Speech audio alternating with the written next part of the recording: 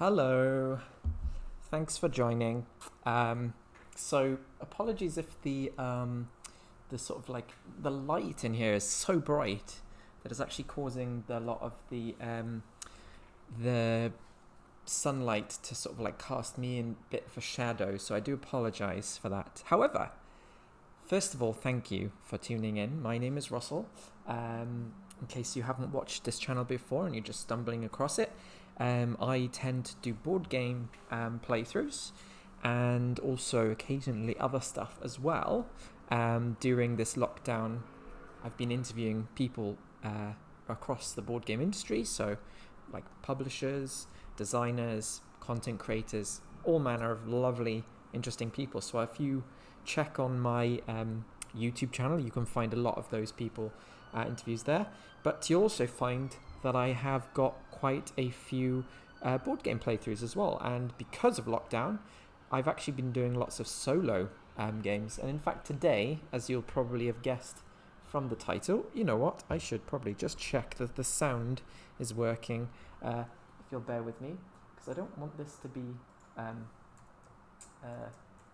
unheard, you know? So yeah, I'm just going to check the sound. Unless anybody is watching and they want to check the sound for me, that'd be lovely. Let's just check real quick, guys.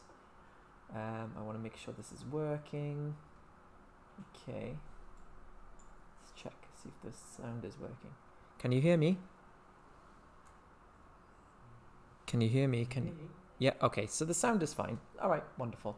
Can you hear me? And the video quality is a bit poor, I'm afraid. But don't worry, because soon we will be going to the gameplay. Now, I've started to do just a little introduction to people because I know that Ross, one of my sort of like friends, he's got a very good board game channel and he does a little bit of introduction before he does the game, which I think is a great idea. So yes, just a little chat. The game we'll be playing today, as I kind of already touched upon, is called The Colonists. So I've played this before only like maybe 2 or 3 times. 3 times, I think. However, I've never actually played the solo version, which I knew only of when I started to go through my collection, given that we were stuck inside and my partner doesn't really play sort of like heavier games. So I was looking through my collection and I noticed that the game box said 1 to 4 players. I was like, okay, interesting. I don't remember there being any of like solo mode in here. So I looked it up, and while you can play the game just as it is, with very slight differences as a regular game, but obviously on your own, and just try and get just try and score the most points that you can. One thing that I have learned since is that they've released at least one scenario that I found online. The scenario is actually called, the one that I'm going to try and play today is called the Imperial Post. Now, it's a scenario where there are objectives along the way. You are still trying to sort of like do very well, and you still got to sort of like build up your sort of region and do the sort of same thing in the game as you'd usually do. But this one gives you an objective to reach for each age. The game takes place over 4 ages. I'm not sure if I will get to play all of the ages, but if I do, I've got an objective to do for each one, and then there's sort of like a barrier for success essentially after that, which is how much money you have at the end. And they say to get $300 by the end of age 4 would be a very, very good score. So not only am I trying to complete each objective along each era, but I'm also aiming to get a lot of money as well. So yeah, The Colonists, which is published by Mayfair Games and designed by Tim Puls, I want to say. Apologies if I've mispronounced your name, but yeah, very good game. So I'm going to teach you how to play first. So let's move on to my my normal board game setup. So here we go. This is the one. Okay, so as you can see here, we have a nice setup. I'll just show you the box there just for sake. There we go. So there we go, and let's take that off studio mode. Wonderful. So yes, as I said, if there's any issues with the audio or video, hopefully you'll let me know. Now, the game, you can't see all of the game board, but it's actually not much space. Believe it or not, this game has a lot of pieces, and you can see based on just the size of that box that it's a big box, but most of that's for punched out stuff. But as it happens, you don't actually need that many bits and pieces in the game. Sort of like blueprint or footprint isn't actually that much. So I'm mostly set up the game, and I will kind of do a little bit more setup as we go, but ultimately it doesn't require much more than what you see here. So the game is really good. It's a worker movement game. Each player has a number of workers, which are these pieces here, and this is the board at the moment. This is the sort of movement play area at the moment. Each player has a sort of a village board, and it has a number of spaces on there where you can build buildings. Buildings will do things like house workers, different levels of workers. There's 3 different kinds here. Farmers, civilians, and merchants. And the later ones sort of crop up later in the game. Then you've got some storage space here. There's only a limited amount of storage space at the beginning, and also you've got a warehouse as well. This is kind of where your own sort of play style develops. This is where you basically start building up your buildings, etc. A little bit of an engine building. The buildings also could offer you bonuses as well. We'll get to those later. This, however, is the sort of like the place, the village, I guess. This is your home space, your land, and then this is the village. Now, these are the tiles that we'll be using, and I am going to try and set these up as part of the gameplay so I can describe what each of them do. But ultimately, the game takes place over 4 eras. Each era has sort of 5 years, and each year has 2 parts. You've got the summer and the winter half of each year. Each year you'll get sort of 3 movements, and each movement allows you to do an action. And then after you've done 3 actions, the end of your go, then you move on to the second part of the year, etc. The way that the game plays, there's some added bits. You have cards which allow you to sort of like improvement cards, I think these are called. Then you've got market cards which kind of change up the gameplay each round. And ultimately this game is a lot about collecting resources and using those to sort of build improvements. However, in this version of the game, we're actually only playing with 1 colony, which you can see here.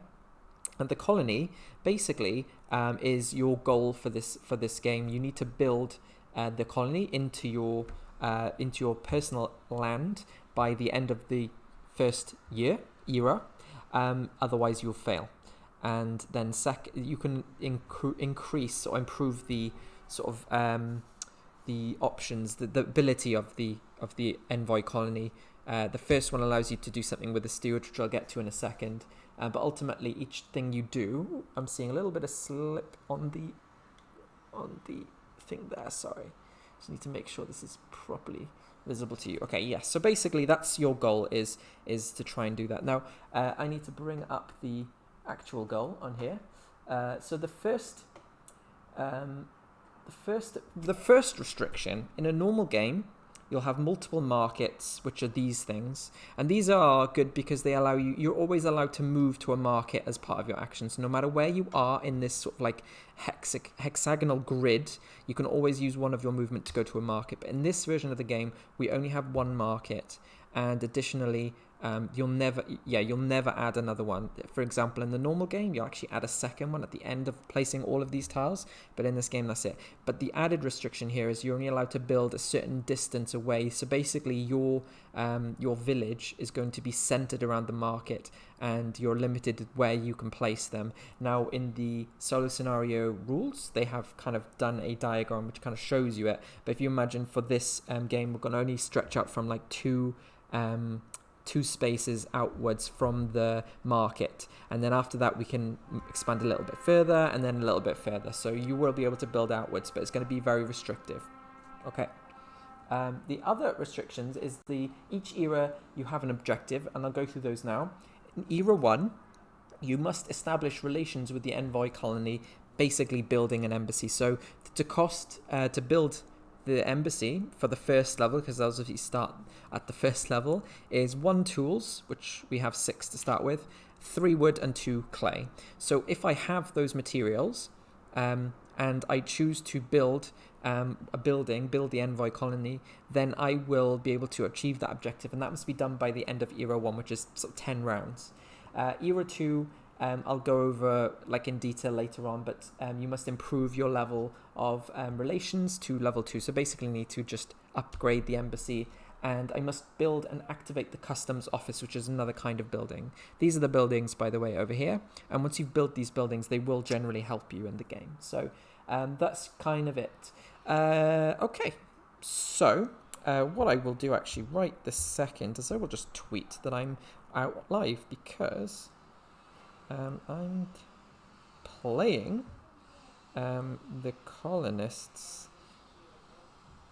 by Mayfair Games, and signed by Tim Puls over on Twitch right now, and I would love some company.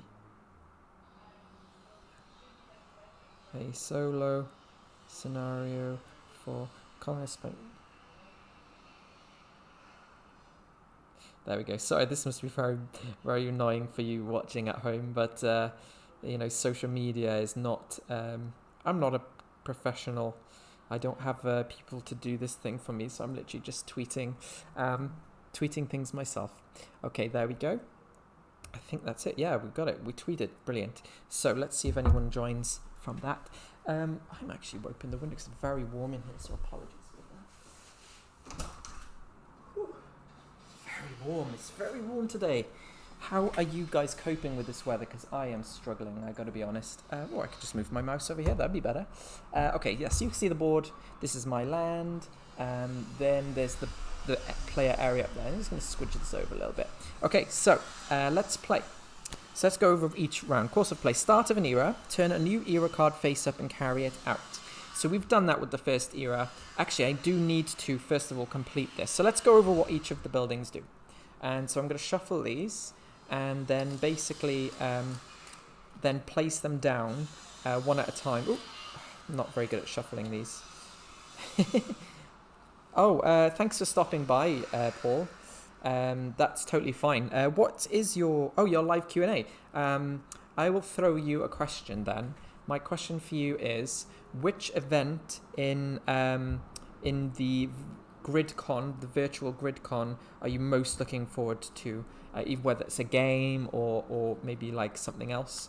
Curious to know what you think. And I'm probably not going to finish this whole get to Era 4, but I'm going to give it a go. We'll see. Okay, so this building, very simple, is the Riverbank Grove, and this one, when you go there, you're cancelling it. For real? For real, you're cancelling it. Is it? Why is that? I'm shocked to hear that.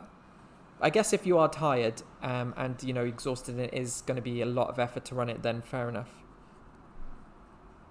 Oh, you are joking. Okay, thank God, because that would be crazy. That would be crazy. You've put so much work into that. I was like literally just prepared. But I mean, you are a busy man, so it wouldn't surprise me too much. Just going to activate Clone 4, yeah. That is a good idea. Wouldn't we all love cloning technology? I think, was there a recent like TV show on Netflix that did that? It's about clone with Paul Rudd in it. I can't remember it, but yeah. Town has a work day so far organising it. Yes, I'm actually looking forward to it. I know it seems unfortunate that the timing, because obviously you've got the virtual gaming con as well. But I mean, I believe in you, Paul. I believe you can pull this off, and I'm looking forward to taking part in it myself. So there's another Riverbank Grove. That was just thank you so much for stopping by anyway, and yes, I'll catch you soon. So yeah, 2 Riverbank Groves, very, very much simple. When you go there, you add 2 wood resources. Now, the only thing I'm thinking of here is that when you collect these resources, I do believe that when you must store them somewhere, and I don't think there's room to store them, so it might be a good idea to build. So let's have a look. When you get resources, right, storage. At the start of the game, you only have access to 3 storage bases. Storage houses. So when you gain resources, by the way, I do apologize. The sound is coming from some building work downstairs, and there's nothing I can do about it. other than to bear with it, because the window is too hot. I can't lose the windows. If I did, I would sweltering. So yes, unfortunately, you're gonna have to bear with that. Hopefully, it's not too bad though. All right, so yeah, goods. I've always forgot what happens in this with goods. But when you gain them, but you must store buildings and sustenance. Yes, okay. So there are 3 ways to store goods: in your storage, in the buffers of your buildings, and in the warehouse. Now I have access to none of those at the moment. I have basic storage, which I start with. I also have no warehouse, but warehouses, when they do arrive, they come in this format here, a storage shed, for example. I think there's a actual warehouse in here though as well. So basically, when you want to store stuff, you have to sort of like pay for storage sheds, and then they kind of go in there like that, and then that allows you to store goods. But unfortunately, right as it is right now, I have actually got no goods storage, so I'm going to stuck with that. Okay, so let's keep going. This tile is the day laborer. So this one gives you wood, 1 piece of wood and 1 coin. I'm just going to place it over there. Money is good for many things, I'm sure. Okay, then we've got the builder. So the builder allows you to build the library. So when you go here, you need to spend 1 tools, 1 wood, and 1 sort of like planks of wood, which is a resource that you will be able to get during the game, to turn those into a library. And a library, when you use the library, basically improves the ability to get your hands on these improvement cards, which is very good because they allow you to do really good things. Basically, instead of taking 1 card, I think you get an extra card when you use the library, so that's cool. So we'll put this one, I think putting it somewhere after getting wood is not a bad idea, but I'm very wary about wanting to build too many libraries, so maybe I'll just put it up here. There is rules for about where to place these buildings, by the way, as well, or these action spaces. Okay, so here we go. So the joiner is basically turns 2 wood into 1 piece of plank, so I think putting it next to the riverbank grove is good, because it allows you to basically immediately turn those into planks. In fact, maybe even better to place it here, because I could then go from here to here, back in there, and then go over there and spend it in the library. We'll see. The next building is another builder, but this one allows you to build a storage shed. Now this one's going to be very useful because at the beginning of the game, building a storage shed would be awesome. However, I don't want to sort of hold up too many spaces, so I think it could be that I place it up here, and yeah, maybe there, because then I can go up there and use it. I think it's a very bad idea to kind of block up a space, because one of the rules in this game is when you move your steward, which is this piece here, if you cannot do the action on that space, you cannot go to that space. So actually maybe moving the library there is kind of bad, because it's just blocked that completely. I feel like, well, I've live and learn anyway. Another builder here. Again, don't want to sort of block up too many spaces, but maybe somewhere where I feel like there will be a bit like clay available. Maybe up here again as well, just in case. So at least I can always collect some resources and then go there to build. So there's like a building kind of colony over there.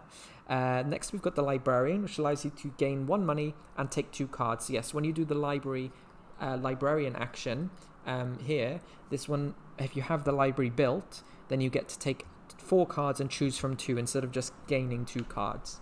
So let's put the librarian. I think it's a nice way to have the one at the start. I think it's nice to have that access there. So let's put that there. And the next one, which I knocked over accidentally, the builder. So the forester's house. So this one allows you to sort of like recurringly gain 2 wood, I think, at the end of each year, I believe. So that one's quite nice. But to build that again, I don't want to put... So let's just put it here because it does involve gaining wood. So this is going to be a real building area over here. Next up. Okay, so this is the head official. This one allows you to take the first player token in a normal game, but as we're playing by ourselves, then I don't need that as much, but it does still give you access to clay. So maybe just over here. Now, I am at the point now where I need to restrict where I can place. I'm not allowed to place further than 2 away from the market. So this is kind of like the furthest away I can build. And there are also some rules about being able to build so that it can't sort of like, I think I could build there, but I would then not be able to sort of, well, that's not true. If I was to build here and like block off a space, I don't think I'm allowed to do that. Okay, so the diplomat, I think this is where you're allowed to build the envoy colony. So I want to be able to build that by the end of the year, meaning that again, it's going over by the building section. I do want access to that quite fairly, so maybe over here, just because I want some good options for when I'm right next to the market. This one's not a bad one, developer, and actually I think putting developer next to the librarian is good, because the developer gives you 2 tools, which tools are used to sort of do building, but also this one allows you to play one of your improvement cards. Now sometimes improvement cards have costs in terms of resources, so it might be that you can't play one, but you have the option to play one there as well. Okay, so finally we have the farm. Now the farm's going to be quite useful for us because we can only get workers by building farms, or at least we can only kind of hold farmers. We can only hold farmers, because this is the thing about this game with these kind of people here, and maybe I should put them down like this so you can see. Farms hold farmers. So and farmers are used for other things later on, which I'll explain later on when it comes around to it. But ultimately, having these kind of workers, the different types of workers, is generally very good. Workers generally require sustaining as well, but farmers luckily don't. They don't require any food, nor do they require any clothing, which sounds a bit weird, but that is what it is. However, when you get to sort of civilians, which you'll unlock later on in the game, and those are these yellow sort of meeples, these ones require 1 food at the end of each era. I think that's something I need to check. Sustenance phase, yeah. So the sustenance phase is basically where you, at the end of a year, so every 2 years, I need to basically keep them fed. But farmers, being that they produce their own food, don't need to be fed. Okay, so that I will place again. I don't want to. I mean, it sucks having to kind of block off this whole section over here with building stuff, but it is what it is. So that's the end of the setup. So now we'll go over to the proper first start of an era. Turn a market card face up. Well, this is good. So this is basically the market card. When you go to the market, which, as I said earlier on, you always can use one of your movements to go back to the market. So you have 3 movements per turn, and at the beginning of the game, your range is 1. So you can only move 1 space and 1 adjacent space. The market's considered 1 space, so if you wanted to go 1 and then 2 and 3, and as I said, you must be able to do the action where you go, otherwise you can't move there. But you can always go back to a market, and the market action is going to tell us what action is available when you go to the market space. So you'll always be able to do something when you go to the market, and even if you can't, you are still allowed to move there at the market, because it's a special space. Okay, so this is basically what we're going to have. Okay, so when you go to the market, you can do one of these things. You can either exchange 2 wood for 1 money, or 1 brick for 3 money, or you can gain 1 food and 1 clay, or you can use the builder action to build a hunting lodge, which allows you to sort of like produce food. So this is quite neat, because this one does require, by the way, a worker. So you'll see, as indicated on the bottom left of that tile, maybe I'll show a bit closer to the camera. On the bottom left of that tile is that little green guy. That means that he can be activated by having a green sort of guy on it, and he'll produce 1 food. So when civilians start coming into the game, that would be very useful to have. So that one is what we can do if we go to the market. Okay, so we're ready to begin the game. Let's just carry on. Oh yes, and then the next thing we do at the beginning of a year is we're going to add 3 new tiles. Now the special rule, because of this being a solo scenario, I've taken 3 neutral colored stewards, and each one of these tiles will basically have a new steward on it. I'm going to check this is right. 1, 2, 3, 4, 5, 6, 7, 8, 9, them 12. Yes, so they basically will reveal them face up. And then you'll actually place them at the beginning of the next phase, I believe. At the end of the year, starting player adds new places. Yes, so basically we're going to see what's coming up in this. So let's place these. Let's place these here. I think we can see them just down in the corner. So these are going to be the 3 new places that we'll actually be able to place at the beginning. I did shuffle these weirdly, but they've come up with the same thing twice. So you can see there that those buildings, these are both the same. They're both groves. They're going to add 2 wood, so there'll be more places to collect wood. And this one allows us to turn a farm into an estate, or rather upgrade. So you'll see when I want to upgrade, you simply turn a farm into an estate, and that means actually it holds more farmers. So if I have 3 farmers then to place there instead of 1, meaning that if I have buildings that require farmers to activate, I have more of them available. So that one's quite nice, and as I said, we're going to add those at the end of the year so we know what's coming up. Okay, so we're not going to place those yet, and when we do, we're going to place those pieces on it. Okay, so now my turn. I start in the market, and now I get to take 3 actions, which is essentially the whole point of this game. Okay, so what do I need? At this point, by the way, I can choose to change my starting goods. I can choose any mix of wood or clay, based on the fact that I am going to try and build this envoy colony, and I think that one just allows me to gain an extra worker, an extra steward, which is useful. But for now, I think that I want to try and think about what I'm going to build. Now, out of these buildings here, which is most appealing to me? I think for me personally, I want to try and build something that's going to be useful. The hunting lodge might be nice because that one kind of produces food, and that kind of saved me the worry of producing food for civilians later. I also think maybe a storage shed as well would be really useful, because that one allows me to store more goods, and it means I'm not so reliant on having to like hold on to this limited amount of goods here. So I think that's probably going to be my most prominent option, my best option. So yeah, I think let's do this for now. I'm going to go here. First things first, I'm going to go here. Actually, if I change that up to not be a clay, I do. This is tough. This is already tough. Okay, so I think I'm just going to go all in on the wood angle here. So that's my starting selection. Now I can play the game for real. So when I go here, I'm going to actually take 2 of these pieces of wood. I am going to then turn them into a piece of plank. So that will be useful for when it comes to building the library. So I do want to build that eventually. So that's my first action. Second action, move 1 space adjacent. I'm going to collect 2 wood. Now at this point, I'm going to be more plush with resources than I can actually hold on to. So what I need to do now is discard down to the amount of resources that I'm allowed to have. And obviously I've gained 2 wood, but actually I will just gain 1 piece of wood there, lumber, whatever you want to call it, and then that's done. And then the third and final action is going to go to the builder over here. I'm going to spend 1 of my tools, and also then going to spend 2 of these pieces of lumber. And now I will officially build a storage shed. So come over here to the storage shed, and I've built 1 of these. I think that's correct, yeah.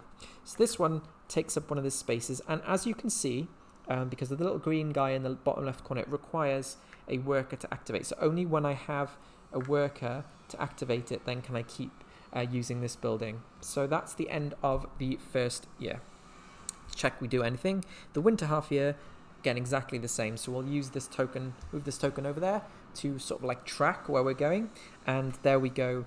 We have the beginning of our next turn. So now, because I can't build anything nearby because I don't have enough resources, my first action must be to go back to the market. Now when I go here, I might gain some food and some clay, which probably is a good idea actually.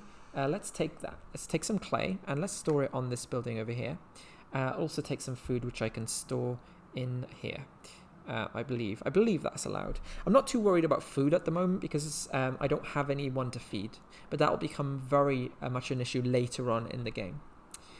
So that's the first turn. The second turn, by the way, if I wanted to, I could go right down to the market again. I can use an action and be on the same space. In the normal game, you are only allowed to end your turn end your sort of like half-year turn in a different location than when you started. But in this version of the game, which is the solo scenario, you are allowed to backtrack. So you are allowed to sort of like do a complete loop.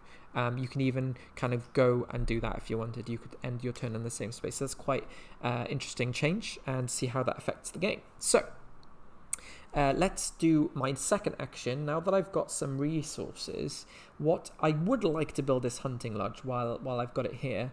Because, well, actually, I'm not too concerned about that, because I've just realised that I always have that option there. Maybe getting some more wood and building something else is a good idea. I mean, I could build the library, and then that would allow me to... well, I need some wood first anyway. But if I was to build the library, that would help me when it comes to getting hand on some of these cards, which we will see how they work. So let's do that. So I'm going to go, and I'm going to go here. So let's take one piece of wood and one money. Money in this game, by the way, does not ever count towards your storage space, so that's fine. So that's my second action. I started here, I went here, I go here, and then the third action I think is just going to straight up build myself a library. Libraries don't cost or require any workers, but I can just place it in there, and it is worth points at the end of the game. Okay, so I need to spend a plank and a wood for that, so let's spend that. And I haven't forgotten, but I also need to spend one of my tools as well. So there we go. So I've used that turn to sort of like build some stuff. All right, so that's the end of that turn. And so now we do the Sustenance Phase. New starting player doesn't count because I'm playing on my own. Now we need to add these spaces. Okay, so let's do this. You can choose them in any order that you want, but we are still restricted by where we can build these. So... it's pretty much this point. If you imagine sort of like a extended hexagon sort of shape, and you're on the right lines. So being able to upgrade from here is nice, but I haven't got any brick yet, and that might not come up until later. Actually, do you know what I realized I should have done? I'm pretty sure I need to re-choose these, because one of these options is something I need to be able to build later. So if you'll bear with me a second, there was one specific tile it told me in this scenario, so I'm gonna go and check the rules. BRB, guys. So what does it say for setup? Build the initial game board. Starting place must be placed no further. Yes. Remove the Era 2 joiner and the Era 3 builder. Remove the Era 2 joiner. Place the joiner on top. So the joiner, I need to find the joiner. Where are you? Factory, baker, clay burner, builder, joiner. Okay, so we need that one apparently. Oh, no, that's not true actually. No, I mistakenly did that, because that's actually for later on. Sorry. Okay, so. Okay, let's go. My hair is all kind of craziness today. Okay, so let's do this again. It's kind of like cheat. Actually, do you know what? I'll pull out the same ones that I took earlier on. So I had the grove and the builder. I think that's right. Yeah. So we've got no. Well, having a look and seeing what comes up. If we're looking for brick, there is the clay burner that turns 1 wood and 2 clay into brick. So that's the only way we're going to really utilize that. Yeah. There's literally only one. One building that can gain us brick in this era, so we'll see. So let's just do that. Okay, so we're going to add the grove. Let's put it here. I don't want to put it too close to other things, but that's not too bad. I don't want to really put these anywhere. So if I need to save this as a space for where I can actually potentially get some brick later on. So let's put it there. I think that's still allowed. And then the other grove, we'll just put it up here maybe. I don't think I need to go there, but it's nice to have these ones because you can always gain goods. That's in discard other ones, whereas you may not be able to go to a space with the building action because it's prevented you from doing that. Okay, so we've placed the new places. We can distribute my workers so I can move them around. There's still enough for me to do that. Sustenance phase, we don't have anybody that needs to be fed. And the production phase, so any buildings like I think any buildings with the rotational symbol on it, I believe, are the ones that are activated at this point. And I will just double check that for if you are playing at home. There'll be a specific rule about the specific phase there. Okay, apparently it's not anywhere in this end of the year. The Sustenance Phase, yes, we've already done that. No bother. You may spend sustenance goods from your storage to lower the sustenance demand.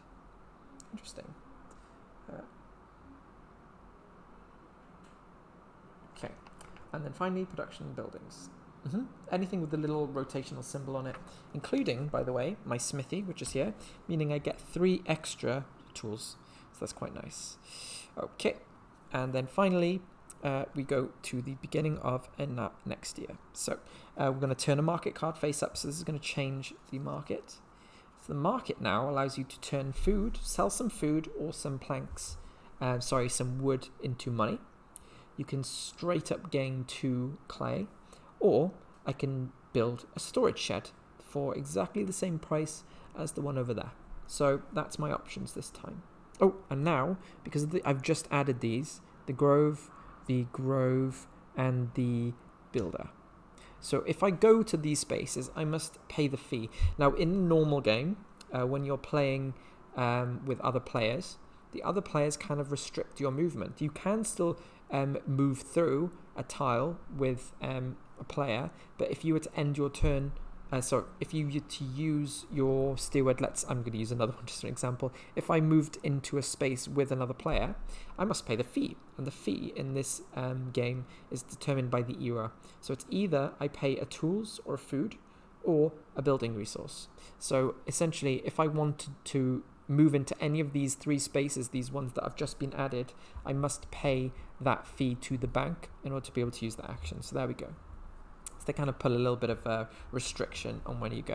So we've turned the market card face up, and now we get to reveal 3 places. So let's see what we've got this time. We've got the clay delve. So again, another place to get clay. We've got the builder for the pub. The pub's cool because the pub lets you basically spend, get money. But it does cost quite a lot of commitment in terms of resources. You've got tools, a clay, a brick, and some planks there. And then finally, we've got the builder of the factory.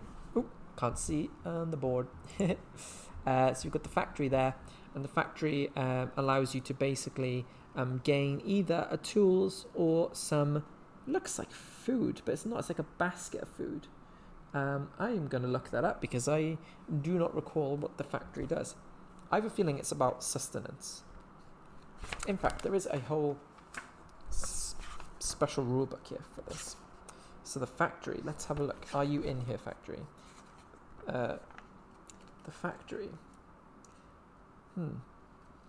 Is that right? I did get the right factory, yes. Maybe it's in a special section because it's not coming up in here. Okay, the factory. Increases the output of all production and sustenance buildings with the same type of worker. Okay. So, it allows you to increase the output of all production and sustenance buildings with the same type of worker. So basically, if I was to place a green worker on the factory, because the factory is it here? Yes. So let's just say I had a factory here and I put a green worker on them. Every other green building with the green worker will actually increase the amount of stuff that it produces, which is pretty good. So, or it can also, yeah, that's pretty good. So if I wanted to increase production, that's a very good way of doing it. Okay. So, my first action this turn, I think another storage shed isn't a terrible idea. I could build that just by getting hold of some wood, and then I think I do want to. Oh, I should also be really thinking about this as well. So I'm still got enough time, but it seems like it's going to run out before I know it. So maybe hold off on the development cards and hold off on the sheds because I've still got enough space. So let's grab some wood first. So let's take these 2 planks and let's put them here. I will now get hold of some clay. So I'll go here and I'll take 2 clay. And actually, I only need 1. So I will keep the clay instead of the food. So the food's there. The warehouse, by the way, I believe is only allowed to hold food. And then the third action I'm going to go is I'm actually going to get some cards. So that's going to give me 1 money.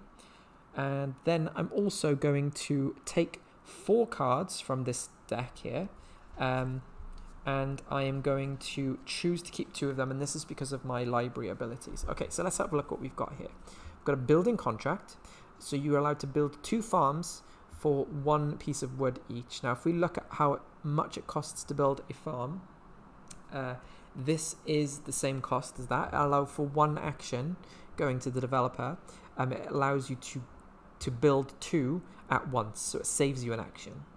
Then we've got this one, which requires a cost of 1 wood, 1 clay, and a tools, and it allows you to pass. So you no longer have to pay building resources when paying the fee. So essentially, so the fee isn't just 1 tool or 1 food or 1 building resource. It's 1 tool or food and a building resource. So this one, for that reason, allows you to... Oh, that's weird. I've got like a weird spot on that. That's very strange. So that one basically allows you to ignore the building resource cost, which is one of these tools, these things over here. So that's intriguing. But that one does cost me money. This one is a straight up, when I play it, gain 3 clay. Could be useful. And I've got here, which is a wood saw, which gains me 2 planks. Now, planks are hard to come by. They don't come up too much, but I feel like maybe I should keep those. I might keep those. I might keep that one. I also might keep this one as well, because at the moment it seems like clay is quite easy to get hold of. So let's put those cards back on the bottom. Let's do the face up, so then when I know that I'll need to shuffle again. Okay, so there we go. So that's my... I took 2 wood. No, I ended... goodness me, I can't think of where I was now. I know that I had...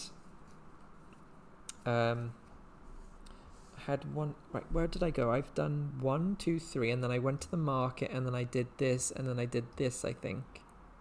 Is that right? I would have gone 1, 2, 3, 4, 5, 6. I think I'm on 1, 2, and then 3. No, I got 2 wood, didn't I? Then I got 2 clay, and so this would have been my 3rd action. That's the end of it. So I gained the money, didn't I? I didn't gain the money, I don't think. No, I did. Oh dear, this game is going to cause me trouble, isn't it? Okay, so let's just say that's the end of that round. So at the beginning of a winter year, again, we're going to take 3 consecutive actions. That's the only difference. Okay, so now I will play one of these cards. I feel like this is a good time to play this. So let's do this. Let's play this. I'm going to use a building tool. I am going to... So yeah, I'm going to go here. So I gain 2 tools, actually. So actually a net gain of 1 there. Cost me 1 wood and 1 clay. But I will no longer have to pay any building resources when I do the action. So I'm going to keep this up here. Actually, I'll just tuck it underneath the board there so I can see it. And there we go. So we no longer have to pay building resources when paying the fee to use any of these 3 buildings at the moment. All right. I need to keep 2 clay for this, because I really do want to get my hand on that. The second build action I will do then is to go here to the riverbank grove to gain 2 wood. And actually, how I can build the colony now is because that's exactly what I want to do. So I could try to make my way over to here, which actually would have been great if I'd gone there, because I could have just... Nah, I wouldn't have been able to do that. So I'm going to go back to the market, and I'm going to make my way over here, because I have enough tools and stuff now to build the envoy colony, which is great. So the market and my final action this turn. Do I want to try and build something? No, I don't. I'm not going to be able to gain that much wood. However, if I take this route, this guy's going to go by that point. So if I spend 2 wood now, I'll gain 2 next time, which allows me to build the embassy. So that's what I'm going to do. I'm going to spend this 1 tool over here and 2 wood, and then I'm going to build myself another storage shed. That's right. So storage shed right over here. And luckily, I have enough workers to be able to activate it. So there we go. And now I have a little bit more leeway in terms of storage space. I've got 3, 5, 7, and 1 for the warehouse there. So that's great. Okay. So the next round. Well, at the end of this round. So at the end of the year, new starting player. We ignore that. Starting player adds new places. So let's add these places. Okay, so we've got the clay delve, which is just straight up to, I think having a place to gain resources is very helpful, so I'm going to put that there. It gives us plenty of options. Then we've got the factory and the pub. Now there is quite a block of buildings on that side, and it's kind of blocking me out, which is worrying. I don't want to lose my way to get around that side of the board, so I figure maybe I'll start spacing these out, maybe over here, because that one allows me to build over there, and maybe if I put this one over here, so it allows me an option to build a pub. Pub's not a bad idea, actually. It does pretty good. So yeah, I think that's what I'll do. Okay, so let's turn Bluetooth off. Okay, so the next thing is the redistribute my workers. Well, I'm happy with them as they are, and then the Sustenance Phase, again, don't have any Sustenance Phase, but I do get to activate production, which gives me 3 extra tools. So I actually got quite a lot of tools now, which is great. All right, so there we go. The next phase. So we are going to turn a market card face up. So let's see what we've got this time. We've got selling food for money, selling clay for money.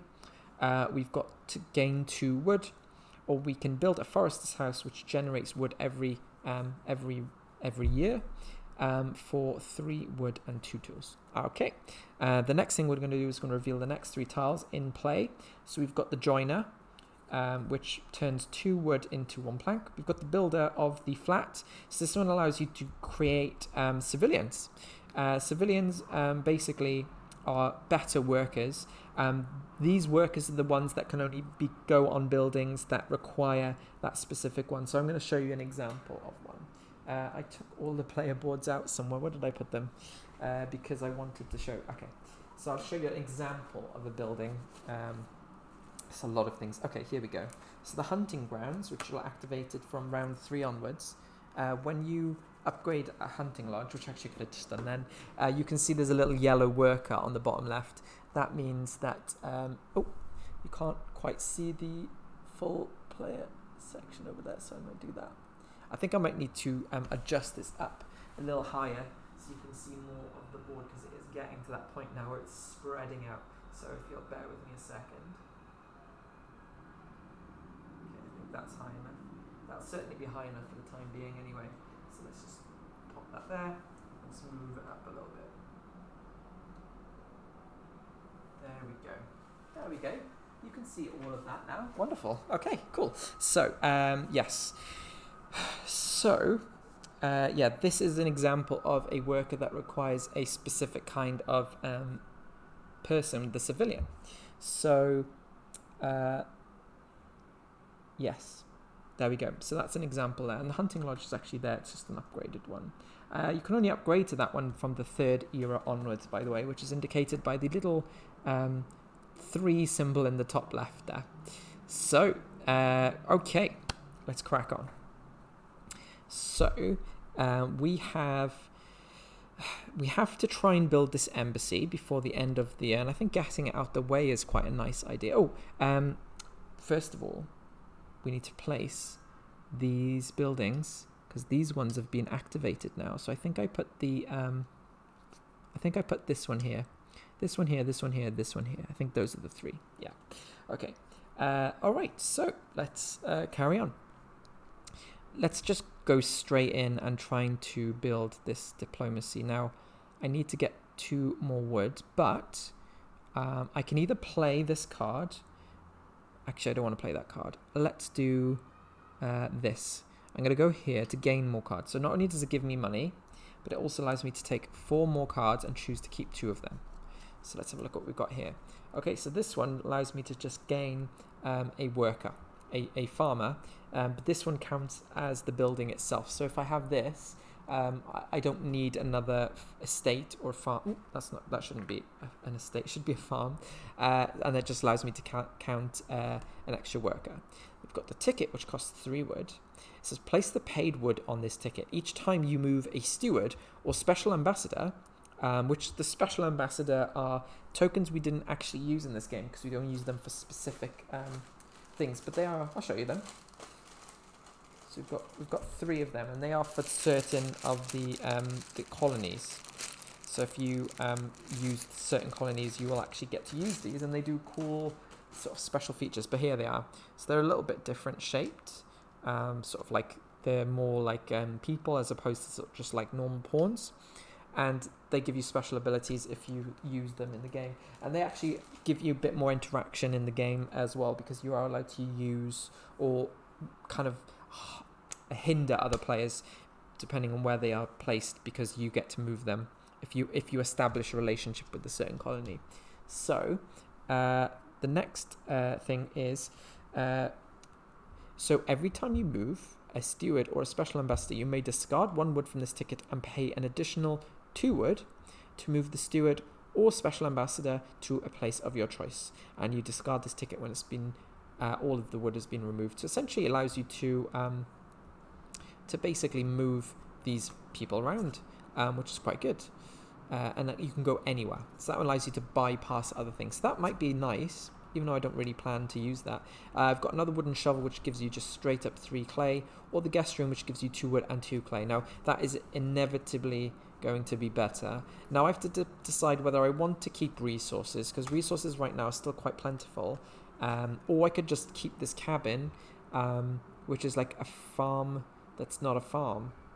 And a farm, to build it, is exactly the same, so it doesn't benefit me. It just doesn't take up space on my board. So maybe I'll keep that.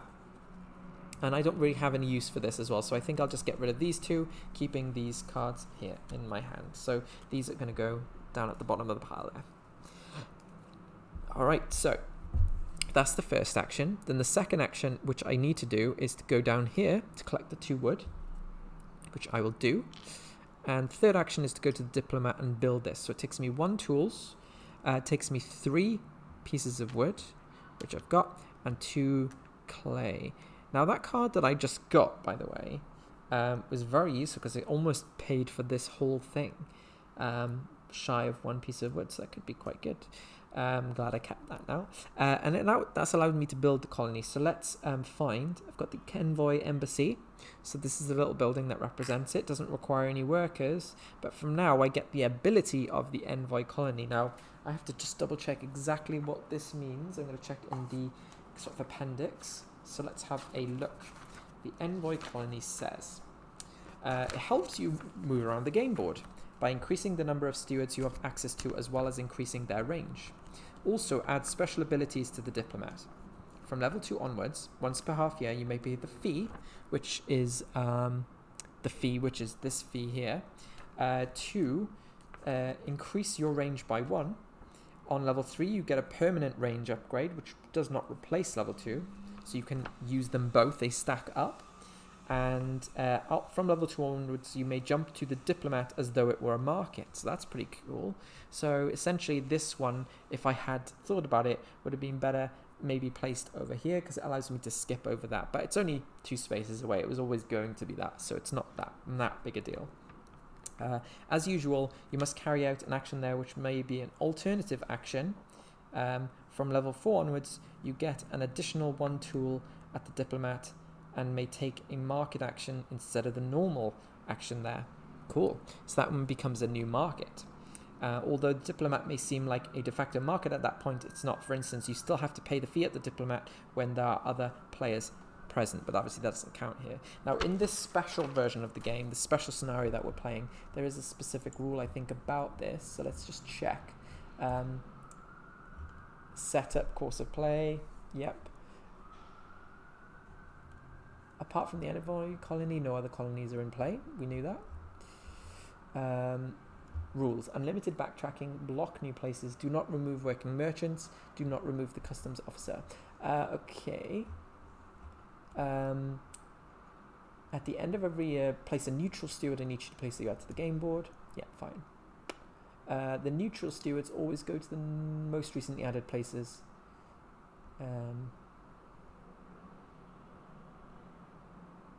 Interesting. Start of the year. Interesting. It doesn't actually say. So it doesn't say. So the thing I'm curious about now is because in the game itself, you only add the tiles. Wait, so I would add this to the end of this year, and then I add these at the end of the 4th year, so you don't add it to the 5th. Yeah, interesting. Okay, fine, that makes sense. But how do you remove them, and how did the colony actually change here? Because there was something in here exactly that mentioned about it. As soon as you activate the customs office, you can remove the neutral stewards from play. So when I add, well, whenever that comes up. Yeah, I guess that's it, really. There's nothing else about it. I think it just gives me an extra steward, I think. So now I think I'll add him there, and I believe that's what I have to do. Yeah, I think I can just add a steward. Let's just double check that. This is quite cool. Gives me an extra ability to move around the board, so I don't have to like keep moving the first one around, which is great. So just checking if there's any other ones in here that give you an extra steward, or if it's just the... apparently that's it. Okay, cool. So I get an extra steward. I'm going to start them in the market. So from now on, when I move my pieces, I can move either one of these, which is good. Okay, so I believe that was the third and final action, so then it begins the next year. So now let's start again. Now, what's my plan? Maybe getting hold of this. Maybe if I play one of these cards, which I could do if I go here, and that one can activate the holiday cabin, which gives me just an extra worker, which would be pretty good. So let's do that. So let's gain 2 tools first. Maybe quite overrun with tools. I'm going to play this one, which costs me 1 of those tools, and I can't do that because I don't have. So actually, wait. I gained 2 and spent 1, so I need to get rid of another one. Yeah, I think I started off with that. That makes sense, right? I can't do that because I actually don't have the right number of resources, so I need to collect some resources first. We can still go here and get some wood. Maybe building the forester's house is a good idea, and we can do that by going here. So I gain 1 plank. Is that right? Where's the forester's house again? Oh, it's the building. So I go here to gain 1 wood and 1 money. I can go here to build to gain 2 extra wood, and then the third and final action of this turn is I'm going to go to the market. I'm going to activate this, so it costs me 2 tools. And where have I gone? Here we go. And then all of that wood that I've just got. But this should pay off because I'm going to build the forester's house here, which I actually cannot activate right. Well, actually, I can. I can activate it, and I'll show you how. So there, I'm going to build the forester's house. It requires 1. It does require 1 worker, but good news is my storage shed at the moment has no. I think you're only allowed to redistribute workers at the end of the year, which is actually fine. So yeah, so I'm going to do this. New starting player if applicable. No, starting player adds these places. So I'm going to take these off just to remind me of where they go, that they go onto these new spaces. Okay, so I got another joiner, which would probably be good up here because... Am I allowed to build there? I don't think I'm allowed to. I don't think I was supposed to be able to build there. So I'll just move that down there. Then I'm going to build this one next to the Riverbank Grove because, again, it allows me to turn that into that stuff. We're going to add this one up here just so it's a bit... I don't know, but yeah, let's put it there. And then got the builder here, which is going to block off this space annoyingly. which sucks. But you know what? There's quite a lot of builders there. There's quite a lot of builders in here, and that sucks because I actually don't want to build that much stuff. Okay, so there we go. And those 3 spaces that I've just built with this one, and that one was there before. I think it was here, the joiner. So those 3 are the ones that are blocked off right now. So this is like, I think I'm playing by the rules now. Yes, I wasn't before, but we'll ignore that. Okay, so the end of that year, redistribute your workers. Yes, I'm going to take one of these people off the storage shed because I don't have enough resources to warrant that right now. So it's reducing my storage space, but I think it's going to be worthwhile because I'm going to take him over to the forester's house, and he is actually going to go to work straight away because I ignored the sustenance phase because I don't need to pay anything.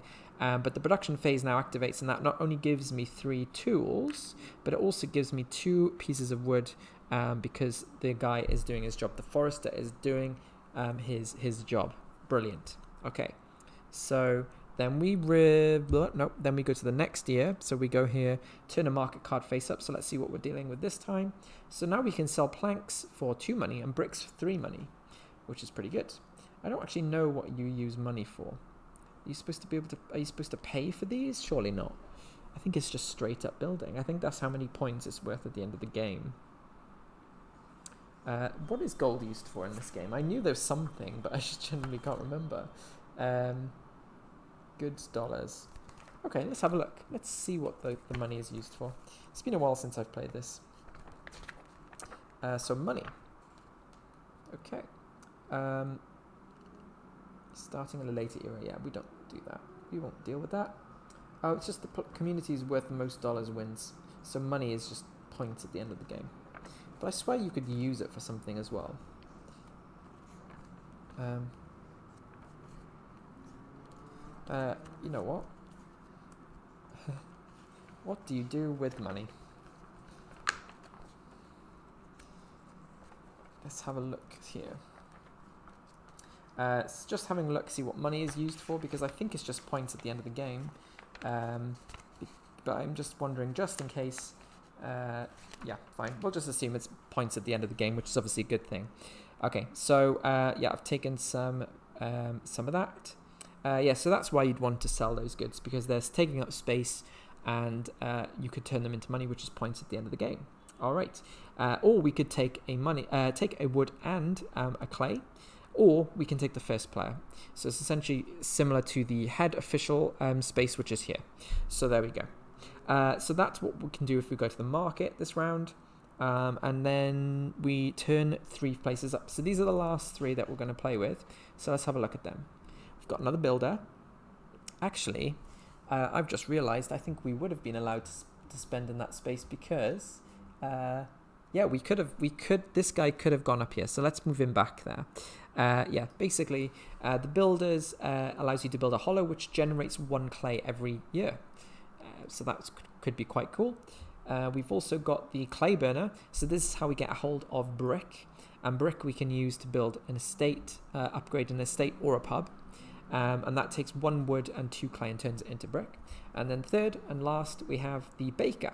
So this one allows you to turn food into money or just straight up gain some food, which could be useful if you needed a lot of sort of food to feed your family. So that could be quite nice. So you've got to think about where we're going to place them. And actually, in addition to that, we also need to now consider how we're going to have enough space basically to spend, because this is an extra layer outside now. It's actually 3 spaces away we're allowed to build. So I'm going to move this over here, and hopefully you can still see that.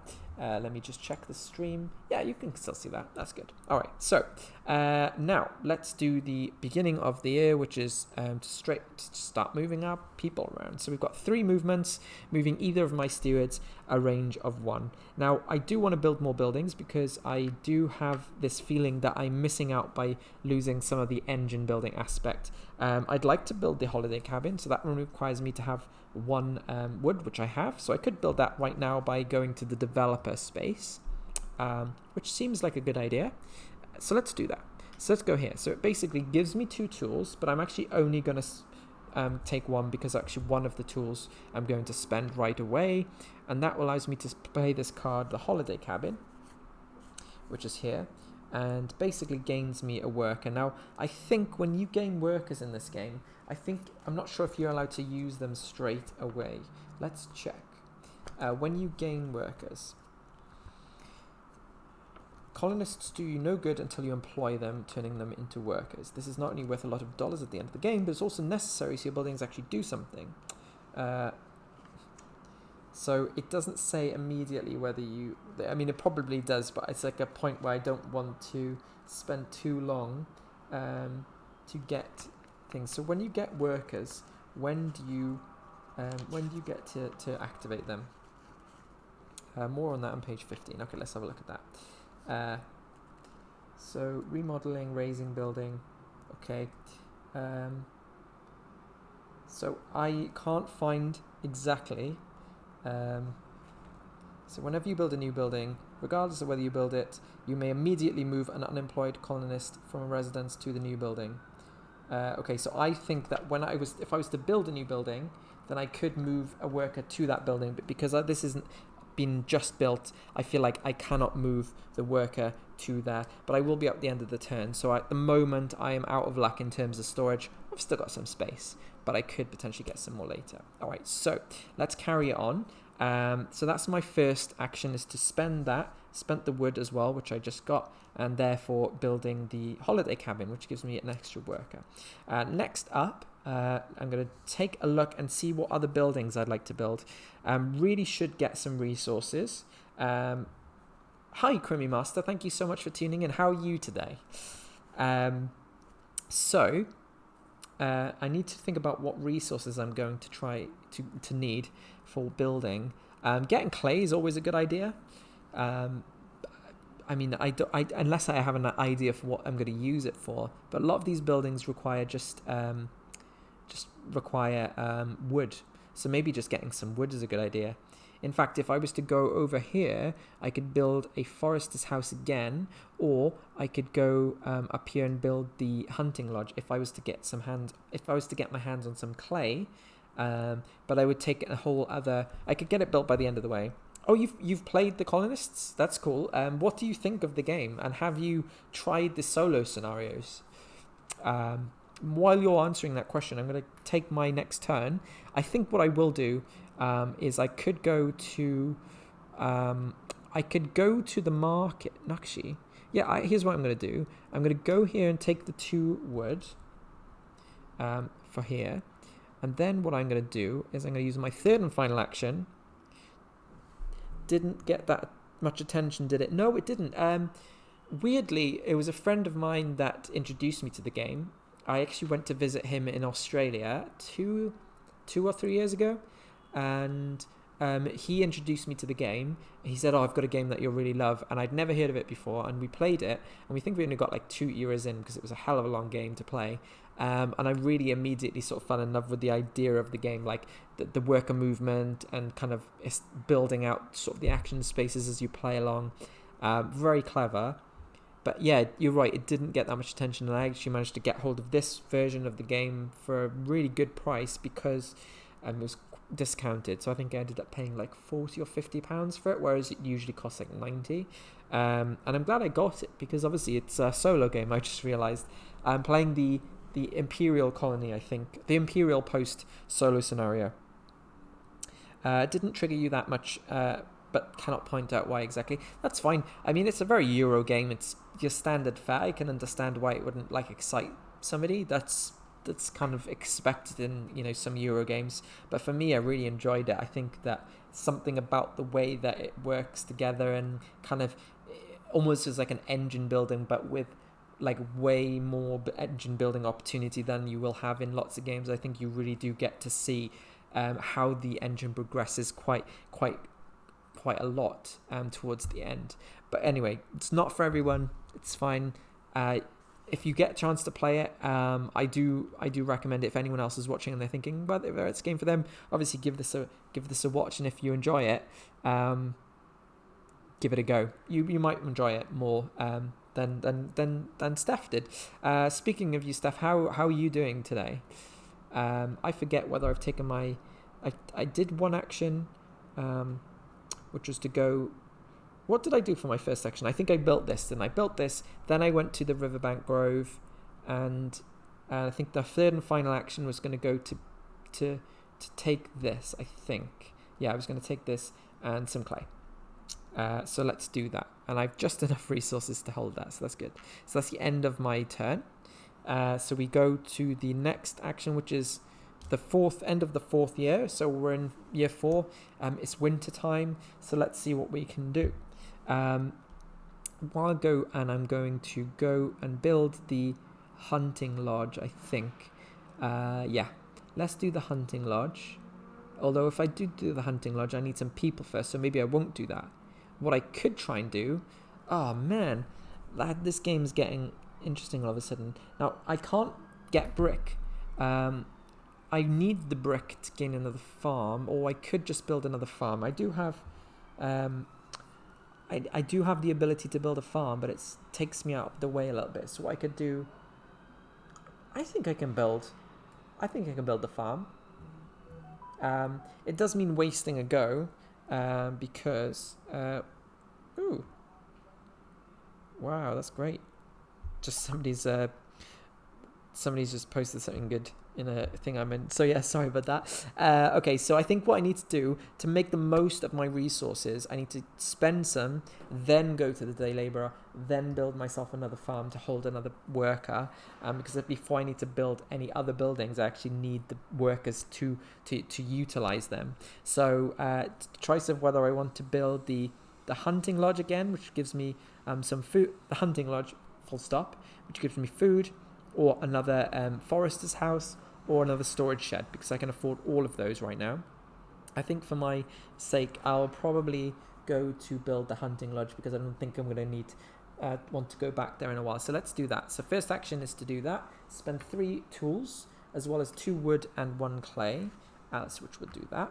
So let's get rid of those. That's my first action, and I'll take a hunting lodge, which is right here, and let's put it up there. Now, I can, at this point, immediately move a worker to it, because it's a new building that I've just built. I'm fine. Yesterday was great. Was playing a lot. For example, Detective Dig Deeper. Oh, I'm so jealous, because as you might already know, I spoke to the designer of that game, Rob Davio, recently, and he was obviously talking a little bit.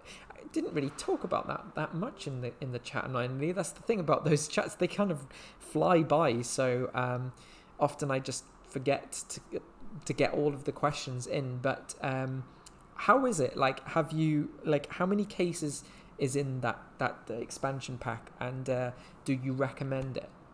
That's what I'm curious to know.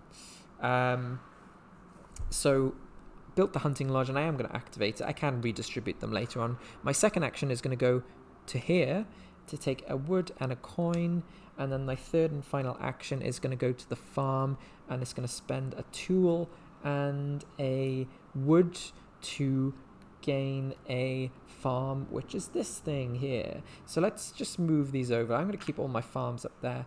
I'm going to keep all my buildings here. There we go, that's better. I'm just going to reorganize it. Yes, I remember, and I really want to ask him a question. To be fair, he did say if you wanted to ask him a question, just tweet it to him. He's quite good at that. To say, actually tell him you watched the video and you have a follow-up question and ask him. I'd love to hear that question and see what his answer is to it. Yeah, so just tweet him. His Twitter account is Rob Davio, Daviau. So yeah, let me know. I can't wait to hear what I ask him. Please tag me in it as well. That'd be great. So that's the end of their year. So now at the end of the year, no new starting player, because obviously we're doing solo. Add these new places. So let's take these off of here and let's add these places in. Now the clay burner is probably the one I'm most interested in, because this one is going to get me access to brick. Now if I have this one next to the diplomat, maybe. Oh, it is one case. Took us about 4 hours. It's set in the 70s. So it's one big case. That's cool. Did you think it was worth it? Would it be a spoiler question? Okay. Maybe don't tag me in it, but still ask him and say you watched the show. because that'd be cool. I'd like to know if what that somebody has a follow-up question to him, and that'd be interesting to see it. I will promise not to read it because I don't want to get spoiled. But yeah, that's was the case good? Did you do well? Like, you still got a score at the end of it, I imagine. And how well did you do? Oh, so the builder for the hollow requires 3 clay, which makes sense to put it next to a building where you're going to gain clay from it. So I think over here is fine, because then you can sort of make your way up here to do that. And then finally we've got the baker, which turns 2 food into money, or just gains you 2 food. And I think that's a nice one to have maybe here. If you want to go to the baker, it's going to be a bit of a mission, but you can do it. There we go. Okay, so the end of the year, may just redistribute my workers. Well, I could keep them on the hunting lodge right now. Well, actually, I just built a farm, didn't I? So I have another worker there. So I have 4 workers in total. So yeah, I'm going to move him over here and activate the storage shed again. That's great. Then Sustenance Phase. Nobody to feed right now, thankfully. And then finally, we've got the production phase. So let's have a look what I'm going to get this time. So I'm going to get my 3 tools from the smithy. I'm going to get 2 wood from the forester's house, which is great. And I'm going to get 1 food from the hunting lodge. So let's take that and let's pop it in the storage shed there. So there we go. That's the end of the year. We're on the 5th and final year of Era 1, so it's taking its time. It is a long game, but I'm probably not going to get to go through the whole game of 4 eras, but we'll see how far we get. So there we go. The beginning of the year, I'm going to turn a market card face up, which is this one. So we have the ability to sell clay and planks for money. We can gain 1 food and 1 wood from the market space. We also can build a farm for 1 wood and 1 tools, which is kind of a standard thing. So yeah, that's our options for going to the market space. But yeah, that's it. Now the good news is we have already achieved our 1 objective of the year, which is to build the embassy. So we already have that, which is great. But obviously we need to kind of get ourselves set up for number 2, Era 2. So again, building stuff is good. If possible, it'd be great to upgrade a farm to an estate, but the problem is we need brick to be able to do that, and brick is kind of blocked off, not only blocked off by one of these sort of like neutral players, which is specifically from the solo scenario we're playing, but it also is going to cost us a lot of actions to get over there, and we've only got 6 before the end of this year, so I don't think it's going to happen. Creamy Master said, did much better compared to the other cases, talking about Dig Deeper, the new detective expansion. I think you were lucky. 19 out of 20. I enjoyed the new interviews where you can enter words and you get answers from the witnesses. That's cool. So that's a new mechanic, presumably, and that sounds pretty cool, actually. Okay, so we've got a new year ahead of us in the Colonists. We now need to think about what we're going to do to set ourselves up for the next year. So let's think about this a little bit. We have no new places to add. So yeah, it's just going to be straight up 6 turns in a row. So we want to get resources. We've got some space. Actually, we've got lots of wood. What can we build to sort of establish ourselves for the next round better? Well, I can turn some of that wood into planks, which might be useful. It may not be the best thing to do, but hey, it's something. Do we want to build more farms so we can get more workers to sort of employ new buildings? Do I want to build a storage shed? I'm right there, and is actually recommended in the rules to try and get storage sheds built up early, because they give you more space to hold on to resources. So let's do that. Actually, we could have built 3 storage sheds. Actually, I just realized at once, but you know what, we've already missed our turn on that. So let's build another 3rd and final storage shed. So it's going to cost us 1 tool, which is done, and 2 of our wood resources. So there we go. We've built our 3rd storage shed, which we can't actually use at the moment, but we've got it there, so we have it if we need to, and we still have plenty of space for storage. So our second action is to try and get something. Now that'd be all right. We don't have to worry about clay anymore, but I don't think we're going to get that anyway. So let's get some clay. I think clay will be useful. There are still a few buildings that require us to use it, And clay is also what we need if we want to get some brick as well. So it is a good idea to take some. There we go. So that's our second action. And third and final action, what's a gut thing telling me? Maybe some more wood would be good. Maybe some, I don't know. I don't want to build another lodge. I think I do want to make our way down to there. So maybe sending someone over to the market might be not a bad shout. Let's do that. Let's go back to the market. Do we want to build another farm? Do we want to take some more wood and some more food? Or do we want to sell some clay? I don't think I want to sell some clay. I want to get a hold of some brick. So yeah, what I'm going to do is I'm going to do the building a farm action. So yeah, let's take 1 wood. Let's take 1 tools. So get to change. And then let's what was I going to do? Build a farm. Build 1 farm. So there we go. Building another farm. So we've gained another worker. Nice. And that is going to be able to go onto that storage shed later on. So that's the end of that round. I've taken 3 actions. So we move on to the 5th year's winter. So we're almost at the end of an era now. And let's do the last 3 actions and let's wrap up era 1. So first thing I want to do is to make my way over to here to get some brick, which we will hopefully be able to use the next turn. Now, my choice is, do I either want to play one of these cards, which would give us more, this one would give us more resources than we can use, but this one might be nice because it'll give us two planks, which we could then do things like upgrading a farm to a flat, or what else can we use it for? We can use it to do something else. There's something else here that requires planks.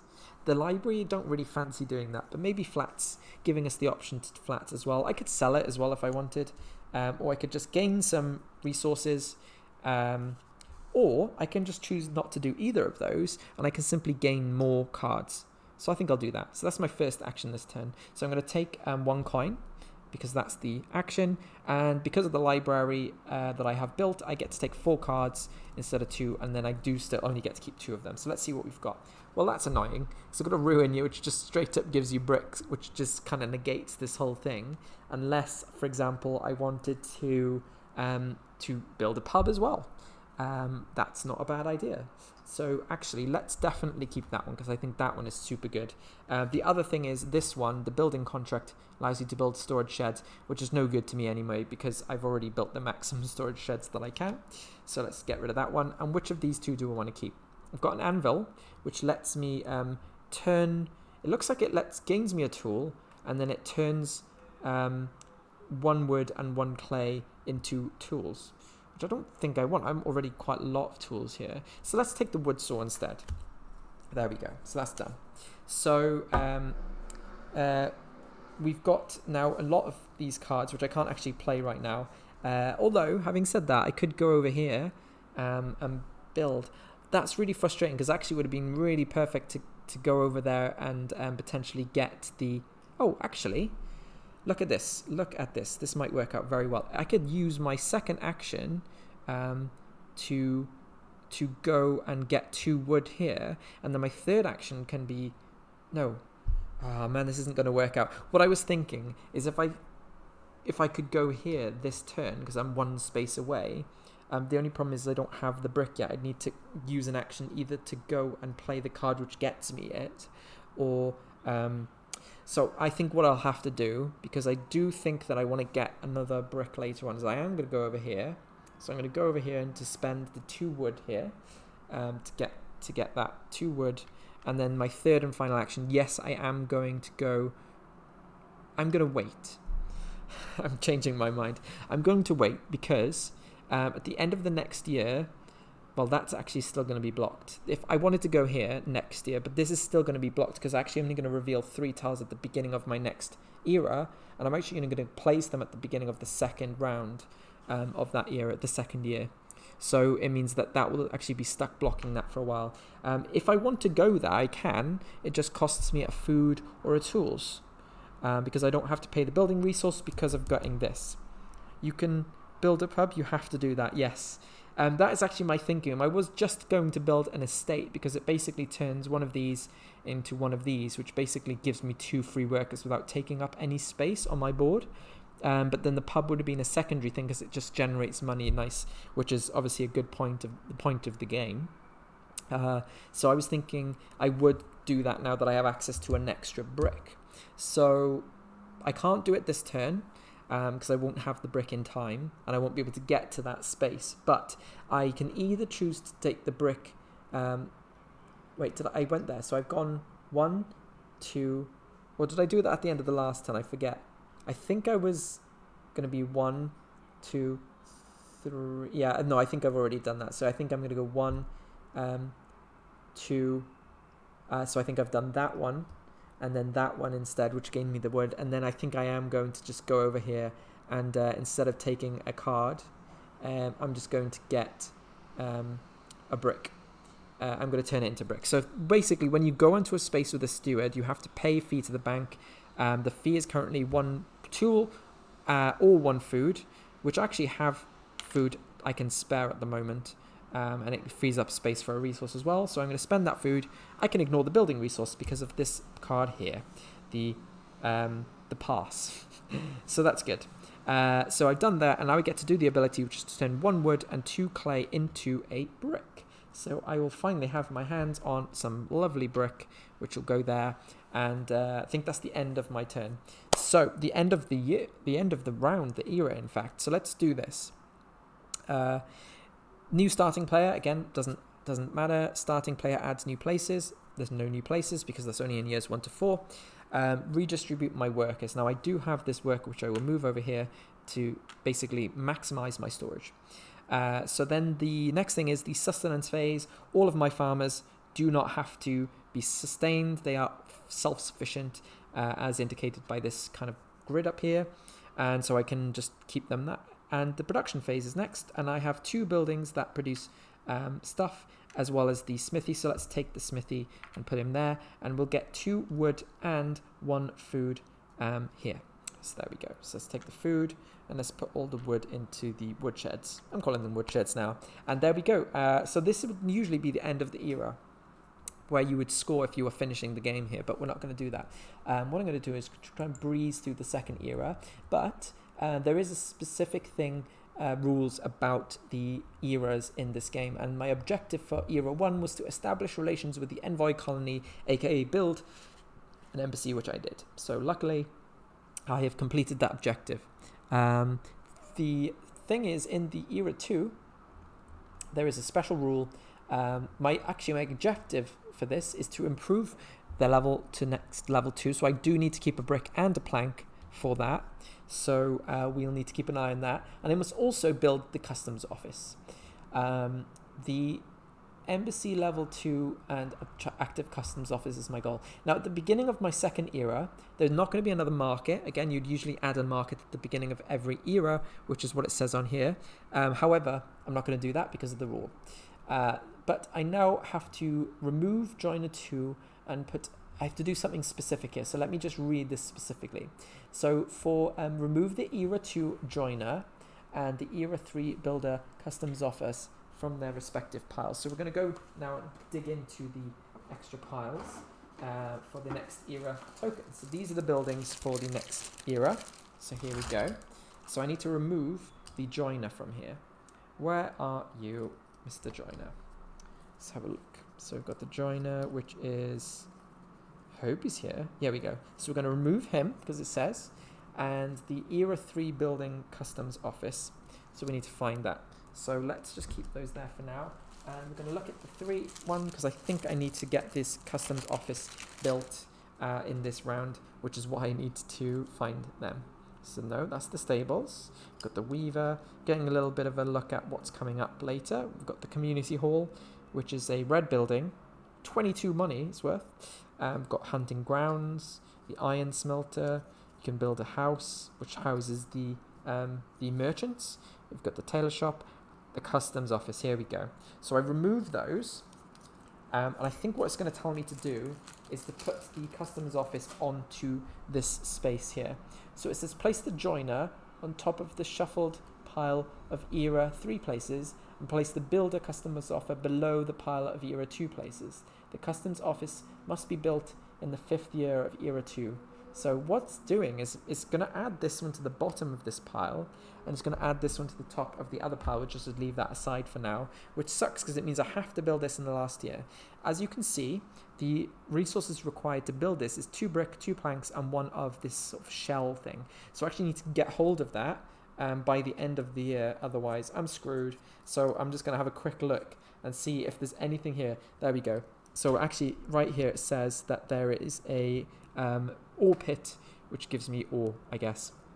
So that's what I need to do. So I'll shuffle these up, prepare for the next round, and then I'll put that at the bottom, and that's going to be our goal. So I'm going to have, I think I'm going to have two years to potentially build that. But it's still going to be a tricky one, I feel like. So let's put that at the bottom, and here we go. So we've done the start of an era, turn a new era card face up. So we've got the next era card. This is actually going to increase the fee, I think. Yeah. So brilliant. I'm glad I did this because the era 2 says add the 3rd market, which we don't do. Shuffle the current market cards, place them ready to use, which I've already done.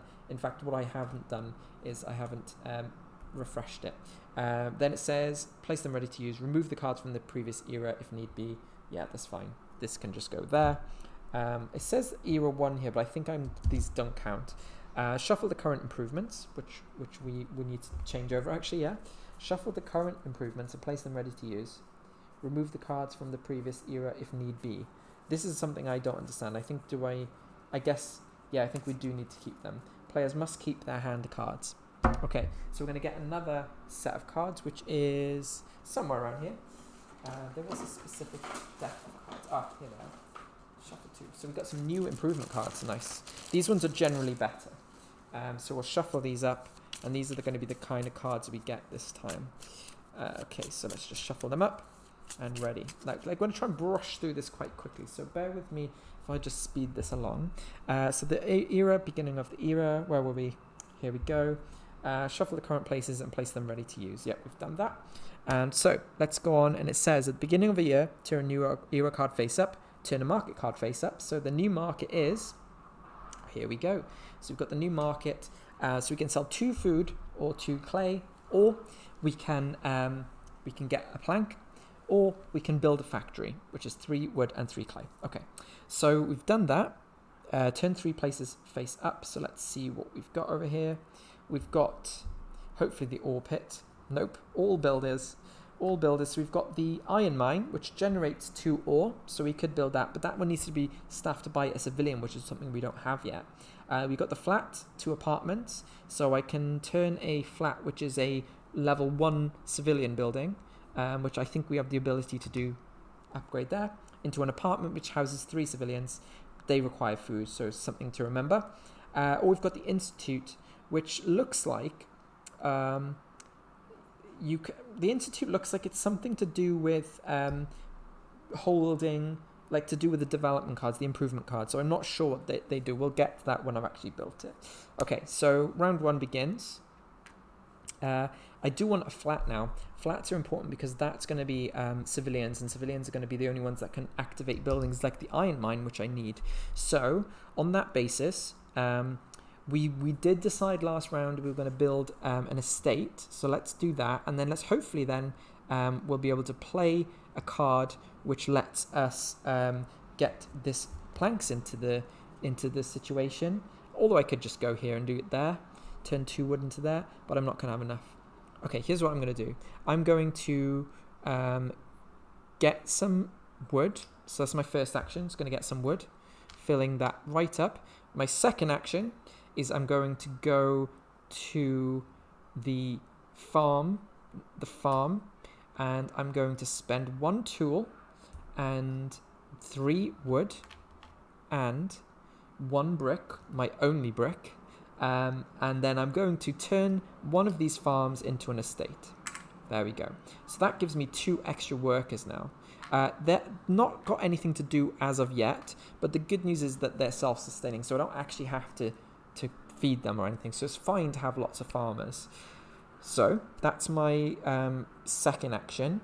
And my third action is I'm going to go here and I'm going to play the card that gets me the plank. because I need those as well. Actually, I've got enough. Yeah, no, I'm going to play this. Actually, I'm going to play the brick card. So this is the ruin. So it goes into discard pile and gets me a brick. All right, wonderful. So that's the end of the first year. The second, oh, sorry, it should have been there. The second year begins very much the same. The end, oh my gosh.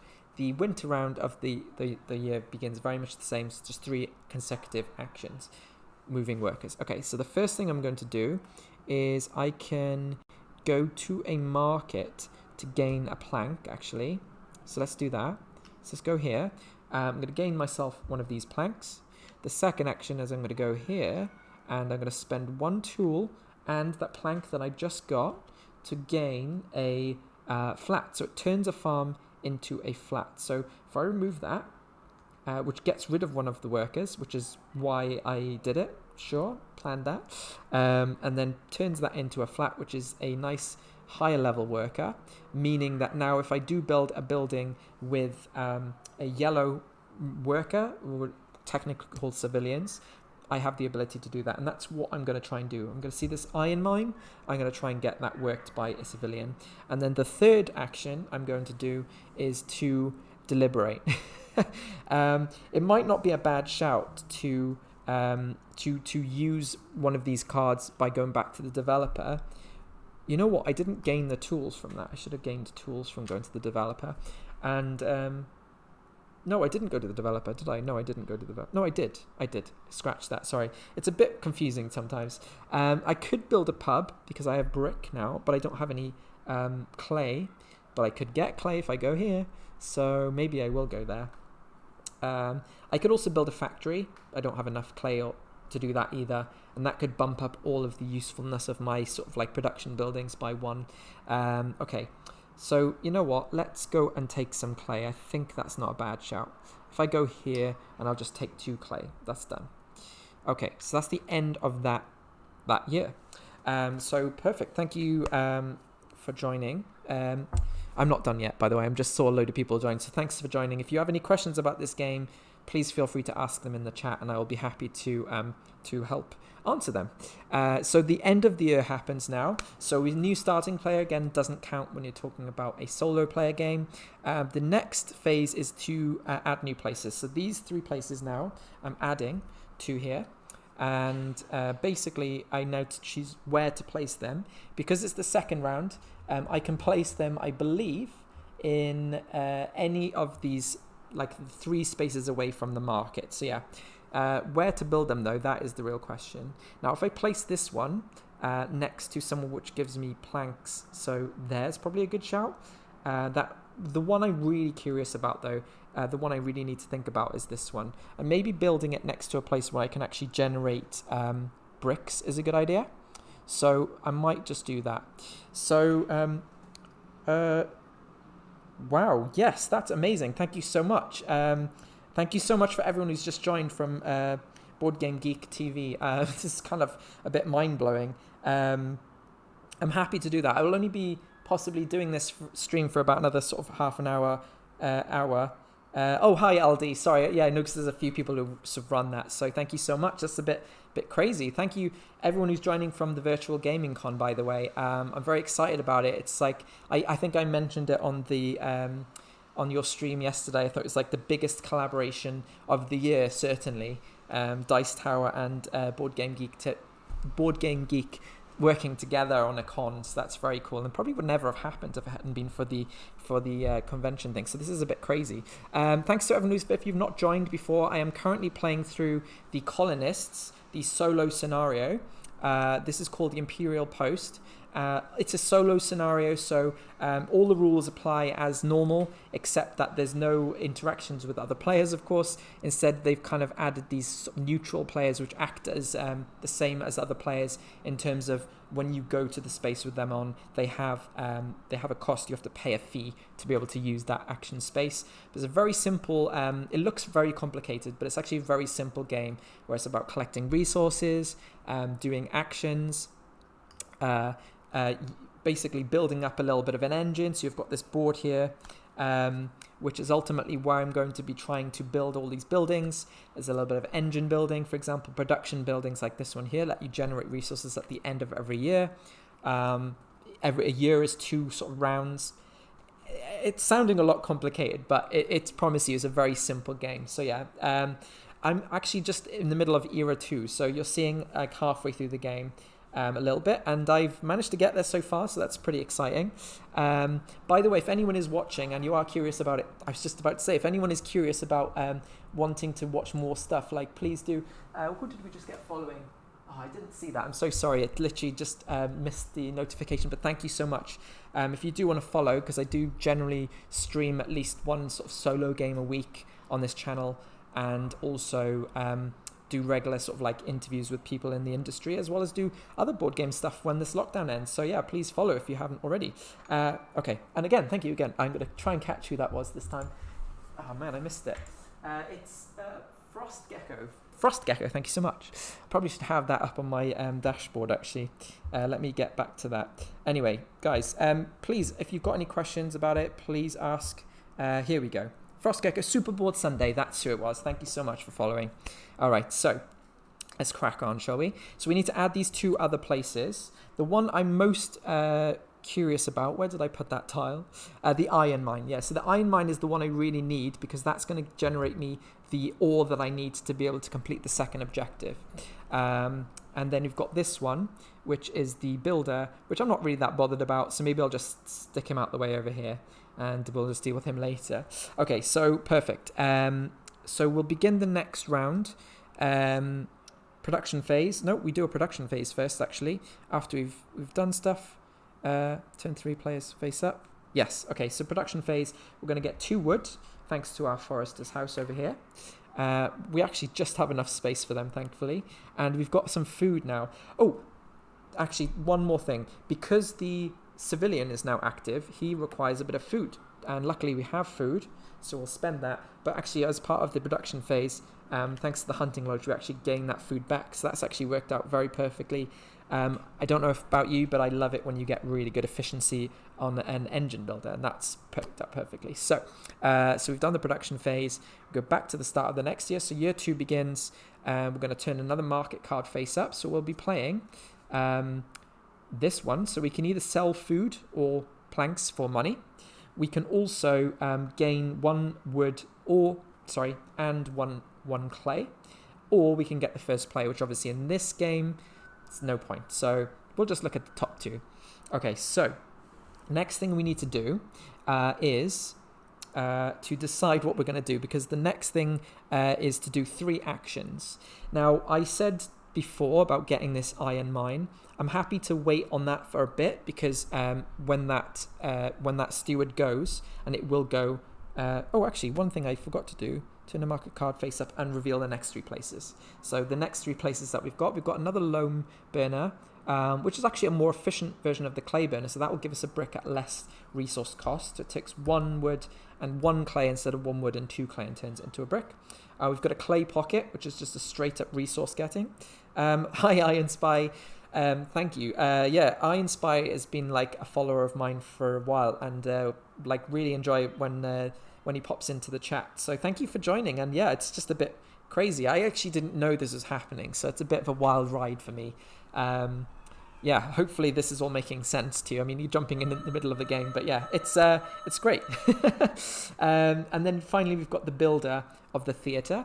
The theatre is just a better version of the pub, because it gives you 2 money instead of 1 money every round. But it does require a civilian to operate it. So yeah. Yeah, no, it's been a pleasure to have you sort of like being around. So yeah, this is kind of great. I didn't even know it was going to be a part of Virtual Gaming Con, so that's been a nice surprise actually. Okay, so cracking on. We've revealed the places. Now we need to think about what the actions are going to be. So let's have a look.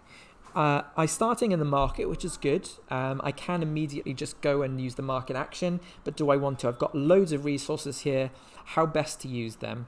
I do need to get myself 3 brick and 2 planks. Well, the good news is I have a card that gets me 2 planks when I want to, and I just need to go onto the developer action to place that. So I could do that, but I want to kind of get rid of some of these things first.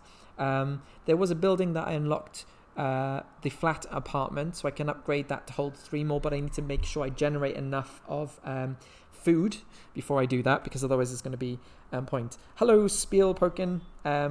And Creamy Master's still here. Hi, Lincoln. Thank you for joining. I'm glad to see you here. Always like good to watch your streams.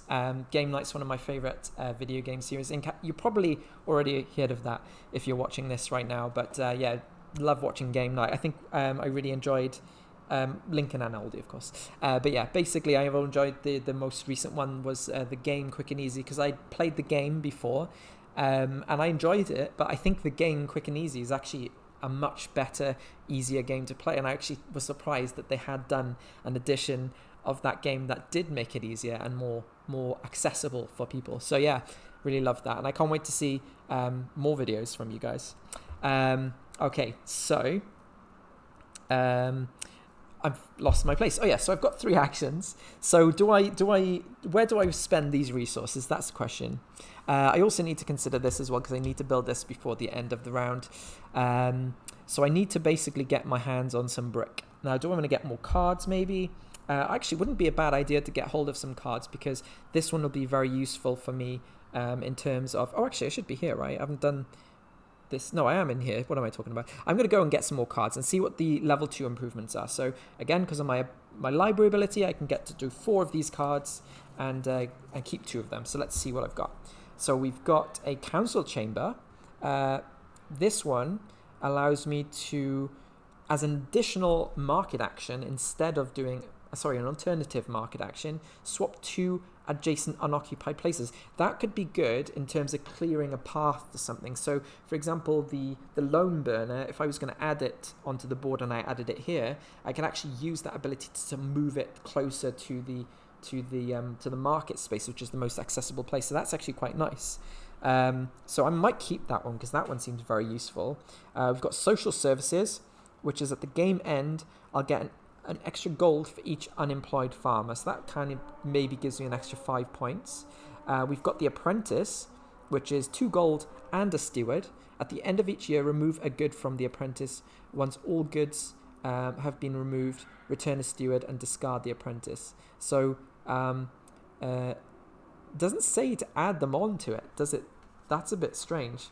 But then you've got the ticket again, which I think we looked at before. But at the end of each year, you may remove a good from here, because it says add the paid goods onto this card, which maybe that one is as well. Place the paid goods onto the ticket, and at the end of them, you can move your steward anywhere. So I could just go straight from here to anywhere else on the board. Of these 3, I think these ones are probably the most useful. So I'm going to keep these ones, and we'll get rid of these other ones. We'll just discard them at the bottom of the pile. Okay, so that's my first action. Second action, need to spend some of these goods. I've got the brick now. I could potentially add a pub, but actually, because brick is looking a lot more tough to come by now, and I do need to get that, I think I might keep hold of that for now and not spend it. But I've got all this wood. How can I use this? I could build a farm, another flat maybe, which would get rid of one of my green workers, which I actually don't want to do. So I don't want to do that. Instead, what I might try and do is go back to the market, and maybe, I don't know, this is tough. I could try and go to, I could try and build, I could build another farm to an estate. That might be not a bad shout. And I should try and get over to building a farm as well. And if I look, the farm is over here. Actually, I could do that now. I could just go over there and do it. In fact, let's do this first. So let's spend some of the resources. So yeah, I am going to spend that brick I said I wouldn't do. But you know what? You only live once. So that's my second action. Is to spend the 3 wood, as well as one of the tools, and a brick. And then I'm going to upgrade a farm to an estate. So basically turns this, giving me 2 extra workers. There we go. And the third and final action for this round is I'm going to go here, take a piece of wood and a gold, and then I'm going to end my turn. I didn't know what that symbol means. If you know, please let me know. Not sure if anyone has said this, but audio is very low. That is fine. I think it's just because my microphone is quite sensitive, so I was worried about turning it up too loud, but I can certainly add a little bit more to it. If you'll bear with me a second, I can probably add another... How is that? Is that better? If not, let me know. But thank you for pointing that out. I really appreciate it. Okay, wonderful. Okay, so that's the end of that round. So the second round, second half of the year begins very much the same way. It's another 3 actions. So let's go over here and let's do this building of a farm. So one of those and a tool and build a farm. So yeah, let's get another farm on the board. That gives us lots more options in terms of upgrading it to different stuff. So yeah, let's do that. So we've done that action, we've built a farm. The second thing I need to do is now think about how I'm going to get some more brick. There's some just chat going on and the thing is very nice. So I think I need to go back to the... I'm going to go back to the market, and I'm probably going to use my ability to activate this so I can move that building straight away. Deborah will be on your streams. That's amazing. I'm so excited about that. Deborah's been like, I feel like Deborah has been quite like a strong addition to the team. Now, being that I know that a lot of the contributors to Board Game Geeks game night streams have all been really nice, and actually it's been nice getting to know them. But obviously Deborah being a known personality in the geek fandom, it's been really cool. And actually it's kind of funny because I remember when she first popped up on the stream, on the videos, I actually told my partner, and they're a big fan of True Blood, so when I told them, blew their mind that they were going to be on this board game video series. And yeah, she's a delight and so cool. Any time game night episode comes out, it's always a good time. But yeah, I think a lot of people love Deborah as well, so that would be good for you guys. I'm really excited about that. Do you have any hints as to what games might be coming up on the stream, like games you're allowed to say that you'll be playing? Because I imagine, given that's the virtual gaming con, has been planned out, but I haven't had a chance to check all the schedule. So I'd love to hear if you have any idea. I'm not going to remember now if I actually did that last action. I think last time I did move over there. So I think this is the first action of this round. Yeah, so I'm going to go... that's totally fine. It's quite nice. The fact is you obviously have a very large library of games to choose from, and you've always been good at picking them for the stream, so I'm excited to check it out. All right, so first thing I'm going to do is going to go back to the market. I think, actually, no, I'll need clay for this. So I already have clay.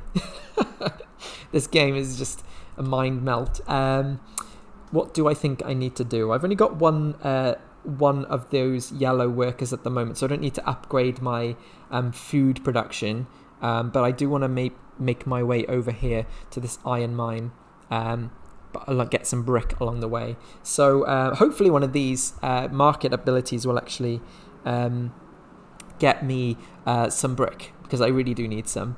But at the moment, literally the only way to get it is through the clay burner, so that sucks, but it's fine. So what I'll do is I'll go back to the market, I think. Let's take this action here, which is 1 wood and 1 clay, and then the next action I'm going to do is I'm going to play... this one needs brick as well. This loam burner cannot come soon enough, in my opinion. Where to go now? Where to go? Okay, so I need to... Oh, I actually just realised there's a little bit of a adjustment needed on the camera so you can see the entire board. Sorry about that. Okay, and then what I need to do... Perfect Match Wavelength will be played on Friday. Cool. That's a great game. I actually own it. And I know a lot of people have been doing their own streams with playing that with audience interactions. So that's actually a really good one. It's one of the few games I've backed on Kickstarter, actually, based on the fact that it always seems to be a bit of a risk when you back a game on Kickstarter, especially one with lots of rules, and generally I tend to want to see a game being played before I can sort of decide whether it's for me. And Wavelength was one of those games that was pretty much just immediately knew that it was going to play well, and every time I've played it with friends, it's always gone down really well. So yeah, it's a great game. Okay, so I'm going to start making my way down here. I'm going to go here. I'm going to play one of these cards. I think I'm going to play this one. Could set up a Twitch poll for the audience vote for each item. Yes. What, in Wavelength or this? Yes, and we didn't really see the we weren't entirely sure how the components were going to look. I remember when I saw it on Kickstarter, because I think they had a production, maybe they had a production copy, or it was just visuals. I don't remember seeing an actual copy, but I just thought the game looked too nice to not back. So fair point. Right, so what am I going to do? I'm going to get some planks, or I'm going to get an extra an apprentice. Oh, I see. If I remove a good from the apprentice, this one allows me. Well, I need to check this up, because this one is a new one for me. So the apprentice in particular, I need to figure out what exactly this fella does. Unless anyone knows and wants to chip in, because I am a bit stumped on that. The apprentice, where are you? Not in there. Where is the apprentice? You know what? It's not going to say in there. It's either going to be in the appendix, or it's going to be nowhere at all. It's an improvement card, so it should be in here. The apprentice. Nope. That's the buildings. Nope. It doesn't say. I am going to claim ignorance on that, and apologies. I don't know how the apprentice works. It says here, I imagine that because of the little symbol on the top there, it says put the goods on the card, but I don't think that's ever come up before. That's the problem. So I'm just going to have a look at these for an example, to see if there's any other thing where the goods... Wait, are these... No, these are right. So these ones goods on there. No, I don't think it is. I don't know what that is. Maybe you just place the good on there. It's very daunting. The game seems very daunting, because if you look at it just as it is, there's a lot of bits going on, which is obviously just a bit of a struggle when you play a new game. But I've actually found that if you kind of boil it down to its sort of basic elements, which is worker movement / placement, because when you move, you do the action of that, resource collection, and a little bit of engine building, and having to cut the workers, because there's a difference between these, which is generally what the worker element of the game is, and these, which are kind of like requirements to run certain buildings. If you know each of those individually, those games are very easy to grasp, and so this is actually easy to grasp. It takes a lot of setup and a lot of learning. There's actually so many buildings. I'm going to show you guys on the stream now how many different sort of like tokens and buildings there are. So these are like the resource tokens, so you can see already there's quite a lot of them. I haven't even bothered to punch them, because I'm only going to punch them when I need them. But if you look at all of these buildings, it seems daunting, because you have to kind of figure out what all of them mean. But a lot of the iconography is very, very simple, and so it's really good for that. Doesn't that go against terms of service? Oh, for Board Game Geek. No, I'm pretty sure you can use it. The embassies are probably the most complicated thing of the game, because each of the game comes with very many colonies. So there's 1, 2, 3, 4, 5, 6, 7, 8, 9 colonies, and at the beginning of each of the games, you choose 4 of these at random. The only reason I haven't done it for this one is because this is the solo mode. So this one ultimately is the only one I get to use in this game, but usually you'd have 4. So when you look at all 4 of these, and each of them kind of give you different branches to go down in terms of things that you can do to improve your game, your style of gameplay. So it's a little bit of an engine builder. This one, for example, gives you an extra piece to use to move around the board, so it gives you extra flexibility. But some of the other ones allow you to sort of like turn resources into other ones. I think the Alchemist Colony is the one that lets you turn certain resources into other ones. So yeah, there's that's probably the most complicated aspect of it, is knowing which of those you want to go down. But again, if you take that as the only sort of like difficult thing to do at the beginning of a game, it's actually fairly graspable. And I just say it looks worse than it is. It's, how do you say, it's bark. It's worse than its bite, I guess. Hi, Rainier, by the way. Alphors, I want to say, I hope I pronounced that correctly. Yes, that is a lot of stuff in this game, and I'm going to show you the player boards and everything, like when you first open it, it's this thick. So you know you're in for a good time with the game with that many player boards to punch out, which is why it's a little bit of a pricey game. But ultimately, I think good value for money as well. Perfect. So let's carry on. We are getting to the end of this round eventually. I've actually forgotten how many turns I took this time. I think the first thing I did was to go to the market. Then I've gone here, and so I think I might have one action left, and I'm gonna have to start paying attention to this more from now on. I could turn 2 food into money. No, I love the distraction, to be honest. I'd rather be chatting than showing how bad I am at playing a game, so that's totally fine. Okay, so then the third and final thing I'll do is I will move closer towards the clay burner by getting some more wood. And I've got space for it, so why not? Okay, so there we go. No, I'll never ignore you. You keep chatting. You are keeping it going, and I'm really excited about virtual gaming con. It should be great. Okay, so that's the end of that round. So I think it's the end of the year now. So we'll go into the end of the year thing. Again, new starting player doesn't apply here. The starting player adds new places, so we're going to add these in. Now I have a little bit of a strategy here that I'm going to do, because I did pay for. I think I did pay for this one, right? When I did this action, I gained 2 tools, which I didn't do, oops, and played this card, which is why I think I meant to do. So yeah, I'm going to place the lone burner here, which unfortunately does have a person on it. So I'm playing the long game here, because as soon as that worker goes the next round, I can empty that space. Then I've got the clay pocket, which, to be honest, having it right next to the lone burner is actually probably a good thing, because I can just hopefully chain that up. And then third is the theatre. Again, I have no intention of building this game. I'm just going to make sure I'm sticking within the limits. Yeah, these are all within 3 spaces. So what I'll probably do is throw it over here, somewhere I'm not really planning to go very, very much. And then that goes there. So, perfect. I may generally have messed up, legitimately have messed up the game for this, so don't rate my multitasking skills too much, but I do what I can. So then I've done that. Then redistribute workers. As it is, I think I've got too many workers to actually use, so they're all in use at the moment. So that's fine. I'm keeping them where they are. Then I've got to Sustenance Phase. Well, the worker, the civilian is the only one that needs to be fed, but the hunting lodge replenishes that food, so it's like I don't have to pay for it. But I do gain 2 extra wood, which I cannot use. But as it stands right now, I actually don't need to have no space to store them, so that's fine.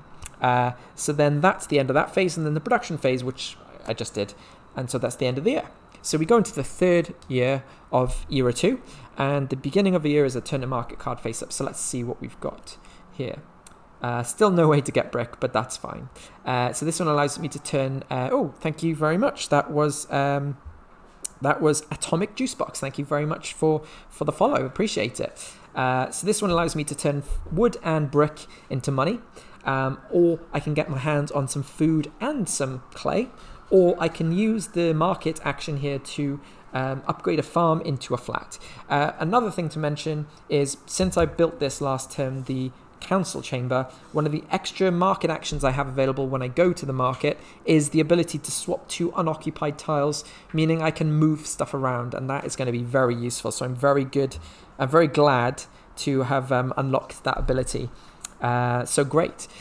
So the 3 face-up places for the next round are as follows. We've got the Grand Baker, so it's basically a better version of the baker, and that gives you more food if you need it. So if I need some food, because I'm employing too many civilians, that's where I'll go. I've got the Blacksmith, which lets me turn 1 wood and 1 ore into tools. And finally, we've got the Riverbank Forest, which replaces a Riverbank Grove. So actually, this one would go on top of one of these 2 spaces, meaning I can get better wood. Okay, so let's carry on. First things first, 3 actions. Now, as I said, wanted to get my hands on that iron mine, but I also need to build. I've lost the colony. Where did I put that? I've lost the colony because I actually do need that to play this game. Here we go. So the envoy colony is here. I need a brick, a plank of wood to be able to build that. So actually, first thing I'm going to do is I am actually going to go to the clay burner. It's not as efficient, but I do need some bricks. So I think I'm going to risk doing that. And I think actually I can get some more clay on the way to the lone burner. So we shall see. So I'm going to go here. I'm going to spend 1 wood and 2 clay to turn into a brick. So there we go. Brick, where are you? There you are. There's the brick. Okay, so that's the first action. So that's 1.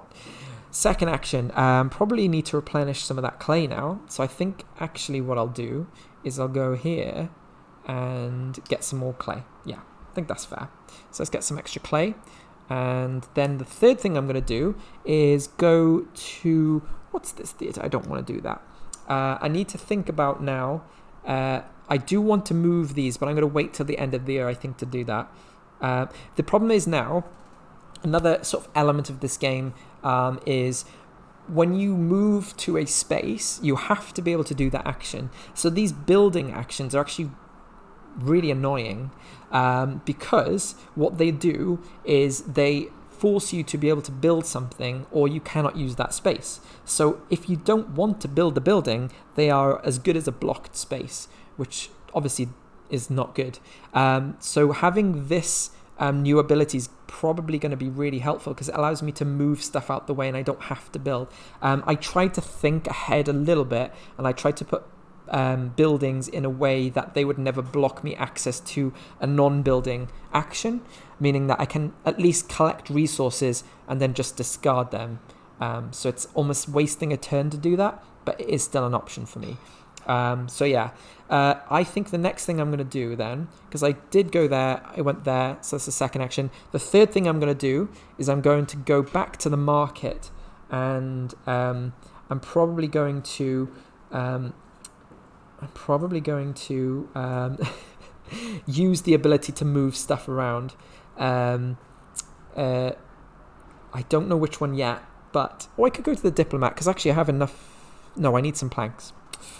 Okay, I'm going to go back to the market then, and I'm probably just going to should I sell some wood, or should I... No, I'm not going to sell that brick. Actually, I don't want to go to the market unless I moved stuff around. Actually, that wouldn't be a bad idea. If I go here and I says swap to adjacent unoccupied places. That... Oh, by the way, thank you very much, Regan Walk. I hope I pronounced that correctly for the follow. I really appreciate that. Okay, so what I need to do is figure out whether I can use that to move any 2 adjacent spaces. I imagine so, because it wouldn't make sense if I could just move only the ones that are next to me. So I'm going to take...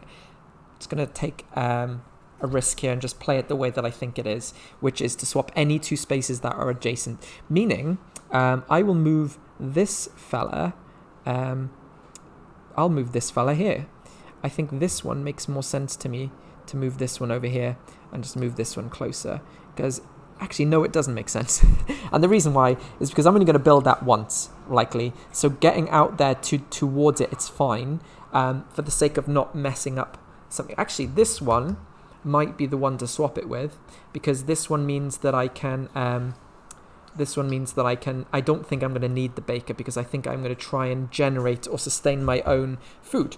So yeah, let's do that. So I'm going to go and do that as my last action of the round. So we go into the second half of the year 3, and now I'm going to try to get some brick, some more brick. Now I could go back there, which I'm gonna retcon that a little bit. I'm gonna do that instead, because what I realized is I want to keep them there because I can use that to generate more brick if I need it. So the next thing I need to do is figure out how I'm going to spend some of this. I need to get to the diplomat. Here's what I'm going to do. I'm going to go here, and I'm going to gain 1 coin. I'm going to take some more cards, so 4 more cards, and choose 2 of them. And what I will do next is, well, look at all these. We've got a clay warehouse, a food warehouse, and an ore warehouse, as well as the dolly. Once per turn, you may pay with up to 3 goods from buffers. So buffers are a thing that I haven't come across yet, but there's some buildings that let you keep stuff on them, and I think these are actually included. I think I think I've actually been playing this slightly wrong, because when you have a production building, oh, thank you very much, Vigilante8, for the follow. Appreciate it. Yes, so what I'm going to do is I'm basically what I've realized is these buildings, while they produce stuff, they can actually hold on to the goods they produce. So actually next time I generate the wood, which I think I actually got to last time, is that wood can stay on the building itself, as will the food if I generate there. So that's one thing buffers are good for, is they let you keep goods on there as you needed. So that's what this card specifically is about. It says once per turn you may pay with up to 3 goods from buffers, meaning usually you can only use the goods that are in the warehouses, but this one lets you use the buffer stuff, so that's pretty good. Out of these two things, I think the one that's going to be easiest for me to build is the clay warehouse, because it's 2 clay and I probably have access to clay fairly easy. This one basically lets me pay with food and keep food, and this one lets me pay with ore. I don't have any ore at the moment, so I think what I'll do is I will keep the dolly and I will keep the clay warehouse as well. So these cards are going to go on the bottom of the pile, and there we go. So that's the first action done. I've actually got a lot of cards now. I need to figure out how to actually start playing them. So that was my first action. The second action was going to be to go to the diplomat. To play a card, sorry. So I'm going to go here. I'm going to take 2 tools, and then I'm going to play a card, which is the plank card. So I'm going to play this one, just discard it over there, to take 2 planks. Now this is going to be great, because actually one of the things I need to do for the extra ability is to spend a plank. So what I'll get rid of one of the woods, and I'll get rid of one of the foods, and I'll put them in there. And then finally, for my third and final action, I'm going to go to the diplomat, and I'm going to build that thing. So it costs me 1 tool, 1 wood, and 1 brick, which is done. And then I'm going to build the upgraded NYMC, which simply means flipping it over to its other side. This gives me the added advantage now. I can jump to the diplomat as I would, as I'm able to jump to the market as well. So basically meaning I can now go to the market or the diplomat. The only caveat being that when I go to the diplomat, I still have to do an associated action. So this one means I think paying the fee to go extra. I will check this though. Brilliant. I should mention to those who've just joined that my name is Russell. I run a channel called for Chits and Giggles. I have a board game streaming every week. I'm trying to jump that up to do more board game streams, but I also do other things as well. Like I've chatted to many people, including Lincoln and Nikki from Board Game Geek. So you can check that out on one of my past broadcasts on my YouTube channel. But literally, I appreciate it. CJack1402, thank you very much for the follow. And I'm only 5 away now from 100, which is wild. So thank you so much. If you do follow or you want to subscribe, any money that I am getting from any revenue or subscriptions this month is going straight to Black Lives Matter charities. So if you want to do a bit of good, you can gift subscriptions from Twitch. If you're a member of Amazon Prime, you have 1 free gift subscription every month, which you can give to whoever you want. It doesn't have to be me, but just figured I'd let you know, because that's something not a lot of people know about, and you can figure that out by going to twitchprime.com. But yeah, Johnny Max, thank you so much for following, really appreciate it. Okay, so back to the game. So the diplomat is now been upgraded, meaning I have the ability to pay the fee, which for me is currently just either a tool or a food, and that allows me to move 2 spaces instead of 1. And that's going to be very helpful, because if I need to get to things like the loan burner, I can skip through building actions, which every time you have to land on a space, you have to do that action. So sometimes the buildings are actually not your friends. So this is great, because next time I can just jump straight to the loan burner, and I wouldn't have to. That's actually really good. Okay, so yeah, where was I? Right, where was I? Oh yeah, I've got 3 more actions because I've got the rest of the year to do. So let's have a look. What I want to do is I need to get my hands on more brick. I don't really want to waste turns doing that, but I think I shall, just for the sake of it. I'm going to go here to gain 2 extra wood, which I have the space for. And then the second action is immediately going to be spending 2 wood and a clay to produce one of those bricks, which is so valuable for some reason. Because what I need to do is build the bottom symbol, which I know what it is, but I shouldn't reveal it, just for the very fact that I shouldn't technically be allowed to check those, even though I know what it is. But yeah, I need basically lots of bricks. So the next thing I'm going to do is my last action this round, because I gained the wood and then I did that. I think what I will do, and I could spend the feed to do it right now. In fact, that's exactly what I'm going to do. I'm going to use my new Envoy Colony ability to pay the fee. And just to remind you, I don't have to pay the building resources, which I would usually do, as you can see there. I have to pay 1 of these and 2 building resources, but thankfully, earlier game I got the pass, which allows me to not pay any building resources. So I will ignore that, and I'll pay 1 tool, because I am kind of rolling in them at the moment, to skip a space. I have to pay another fee to be able to do this, because the fact that another steward is on that space is essentially another fee that I have to pay. But luckily, I've got plenty of tools to do that. So what I'm going to do now is going to do this action, which is to turn 1 of each of these into another brick. And I think that's going to be quite good for me. I'm getting close to being able to do that final objective, which is great. I do need some ore, though. And the ore mine, where is the ore mine? Did I put it down already? Oh, the iron mine. So the iron mine is my next objective here. So yeah, I need some more planks, and I need at least 1 more brick. So that's the end of that round. So the end of the year happens. We're going to do new starting player, which obviously doesn't matter right now. Iron Spy, is that the link to the game? Is that the link to the game itself, or is it? Because if you look on the games page on Board Game Geek, you will find under the files section, I think, this what do you call it? I'm doing right now this objective, this solo mode. Sorry, just keep adjusting. The cameras is slightly sliding. I do apologize if that's making the stream slightly dizzy to look at, but I figured you'd want to see the actual game.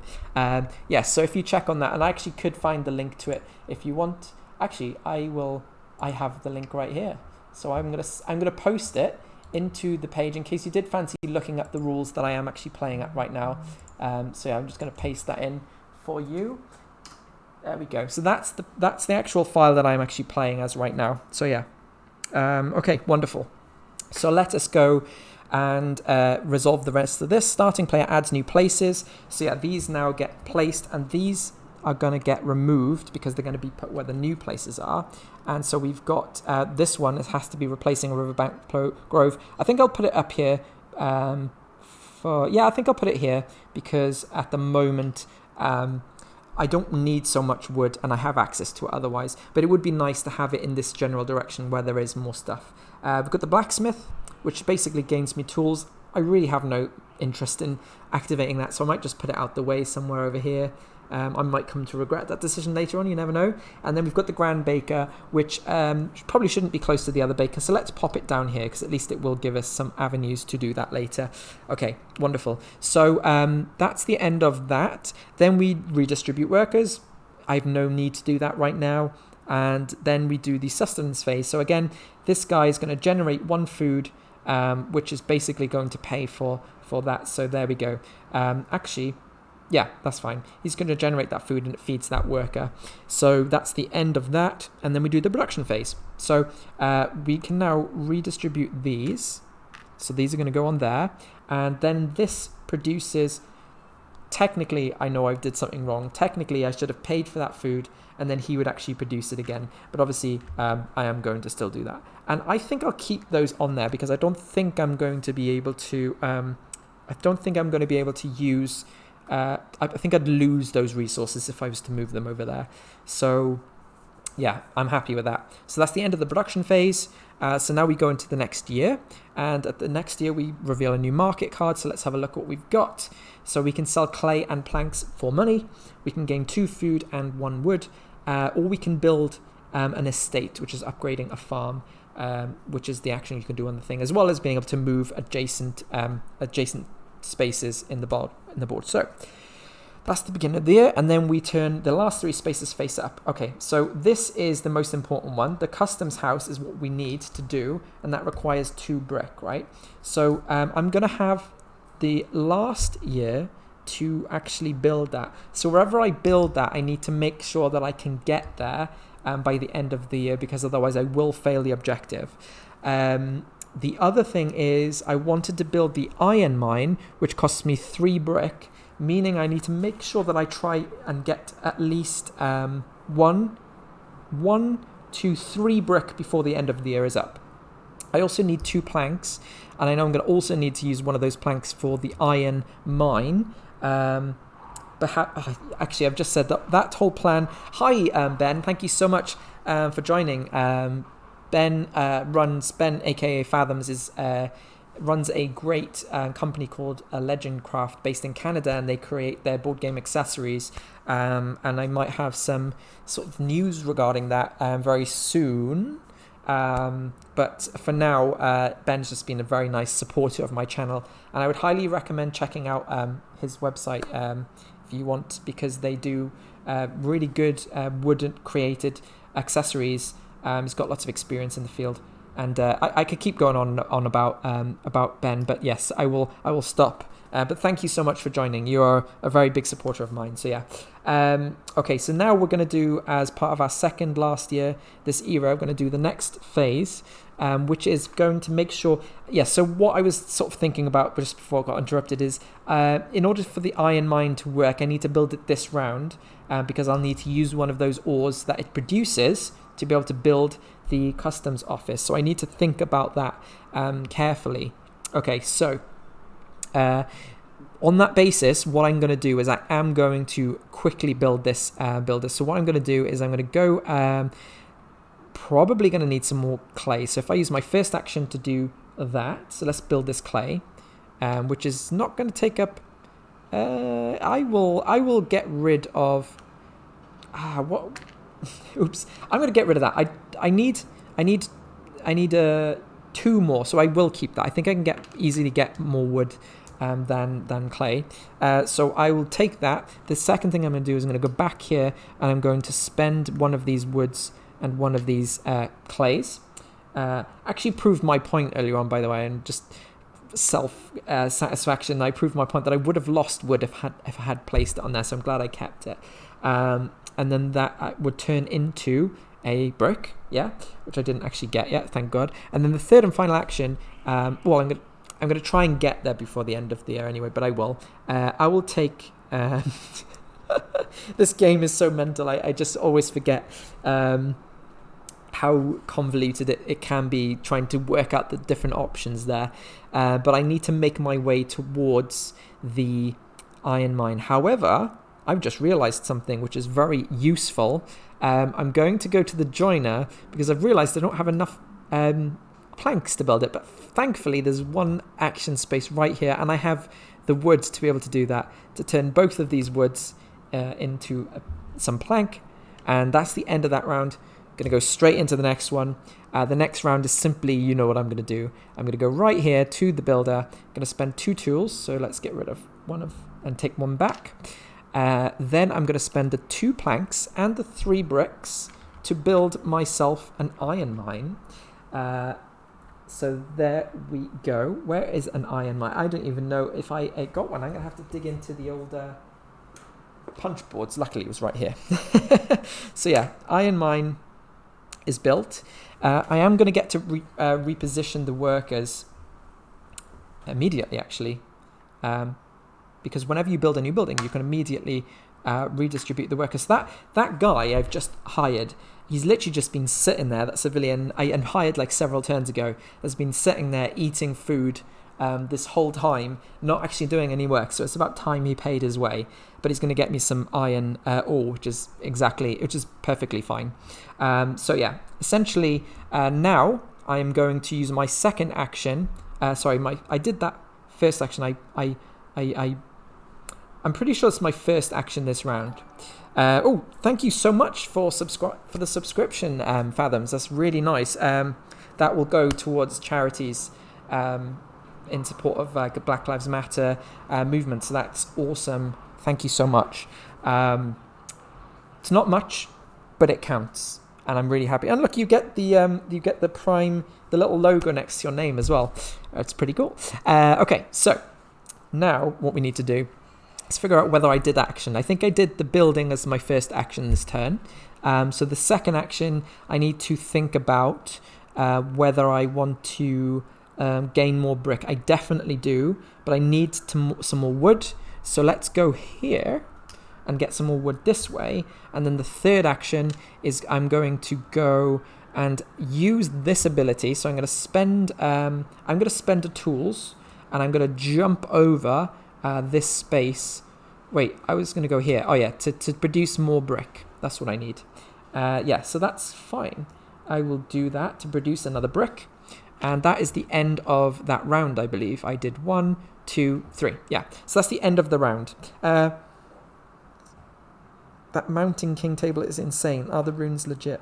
That's awesome. Oh yeah, and you get to unlock a special smiley emoji, which, if you've checked out the website, is the way we rate our games. It's actually a system that my friend Ben, who ultimately created for Chits and Giggles and came up with the name, came up with as a system to review games, which is actually still something I think is really good. We rate it out of 5 Chits, and we rate it out of 5 Giggles. So Chits is more like the strategic kind of elements of the game. The Giggles is more like the entertainment aspect of the game. So a really good game can be 5 Giggles and 1 Chit. But a really good game could also be 5 Chits and 1 Giggle, because there's different factors. But ultimately, I think that's a really cool way to rate stuff. So yeah, you're seeing the little smiley face, which is actually the ratings for the Giggles. So let's carry on. We've done the end of the round now. So here's where we get to apply the new starting player. Doesn't matter. Starting player adds these new spaces. Well, we want some ore potentially available, not too difficult. And now we have the ability to skip over. I'm not so concerned with things being far away, but I do like that this kind of general area seems to be the best place to use this. And the ore building, I actually want to put it next to something that actually it costs to build. So what I'll do is I'll do that, and then I'll put the builder right here. I'll put the customs office right here, and then I'll put the storage shed to storage house, which upgrades a storage shed that can hold 2 things to a storage house that can store up to 5 things. However, the added thing is that it does require a civilian to man the space, which means that you're going to have to spend more food and generate more of an engine building on the food aspect. Speaking of which, I still haven't seen that should move on to there, and that should move on to there. I still haven't seen yet an ability to upgrade how much food you can generate, and that's going to be a very big factor in determining whether I can hold more civilians in my sort of play area. So yeah, anyway, so I redistribute my workers. I'm fine with them as they are. Then I can do Sustenance Phase, which, as I said, this generates 1 food, which will go... no, that's not happened. This food is paid for, and then that food comes back into here, which will go right back into the warehouse, because I have 1 civilian that requires food. And then the others are all set, because farmers are self-sustaining. Then we do the production phase. So I'm going to move this stuff over here first. Then both of these are going to produce, which I've already done that for that. And I am going to put all these wood in here. I don't think it matters here.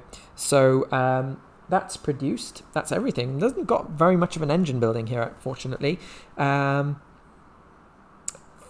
you, Pumpkin 312. It is a really good game. I'm assuming you're a fan of worker placement. I'm gonna just quickly take down the blinds, because there's gonna get really lots of light shining in my face. So bear with me, guys. Sorry.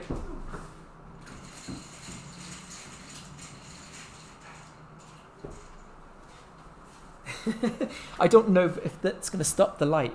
It sort of has. It'll do for now. Yes, it was shining right in my face. In fact, you can see it's already very bright, which is causing a lot of contrast elements with the game, and you can see it on here.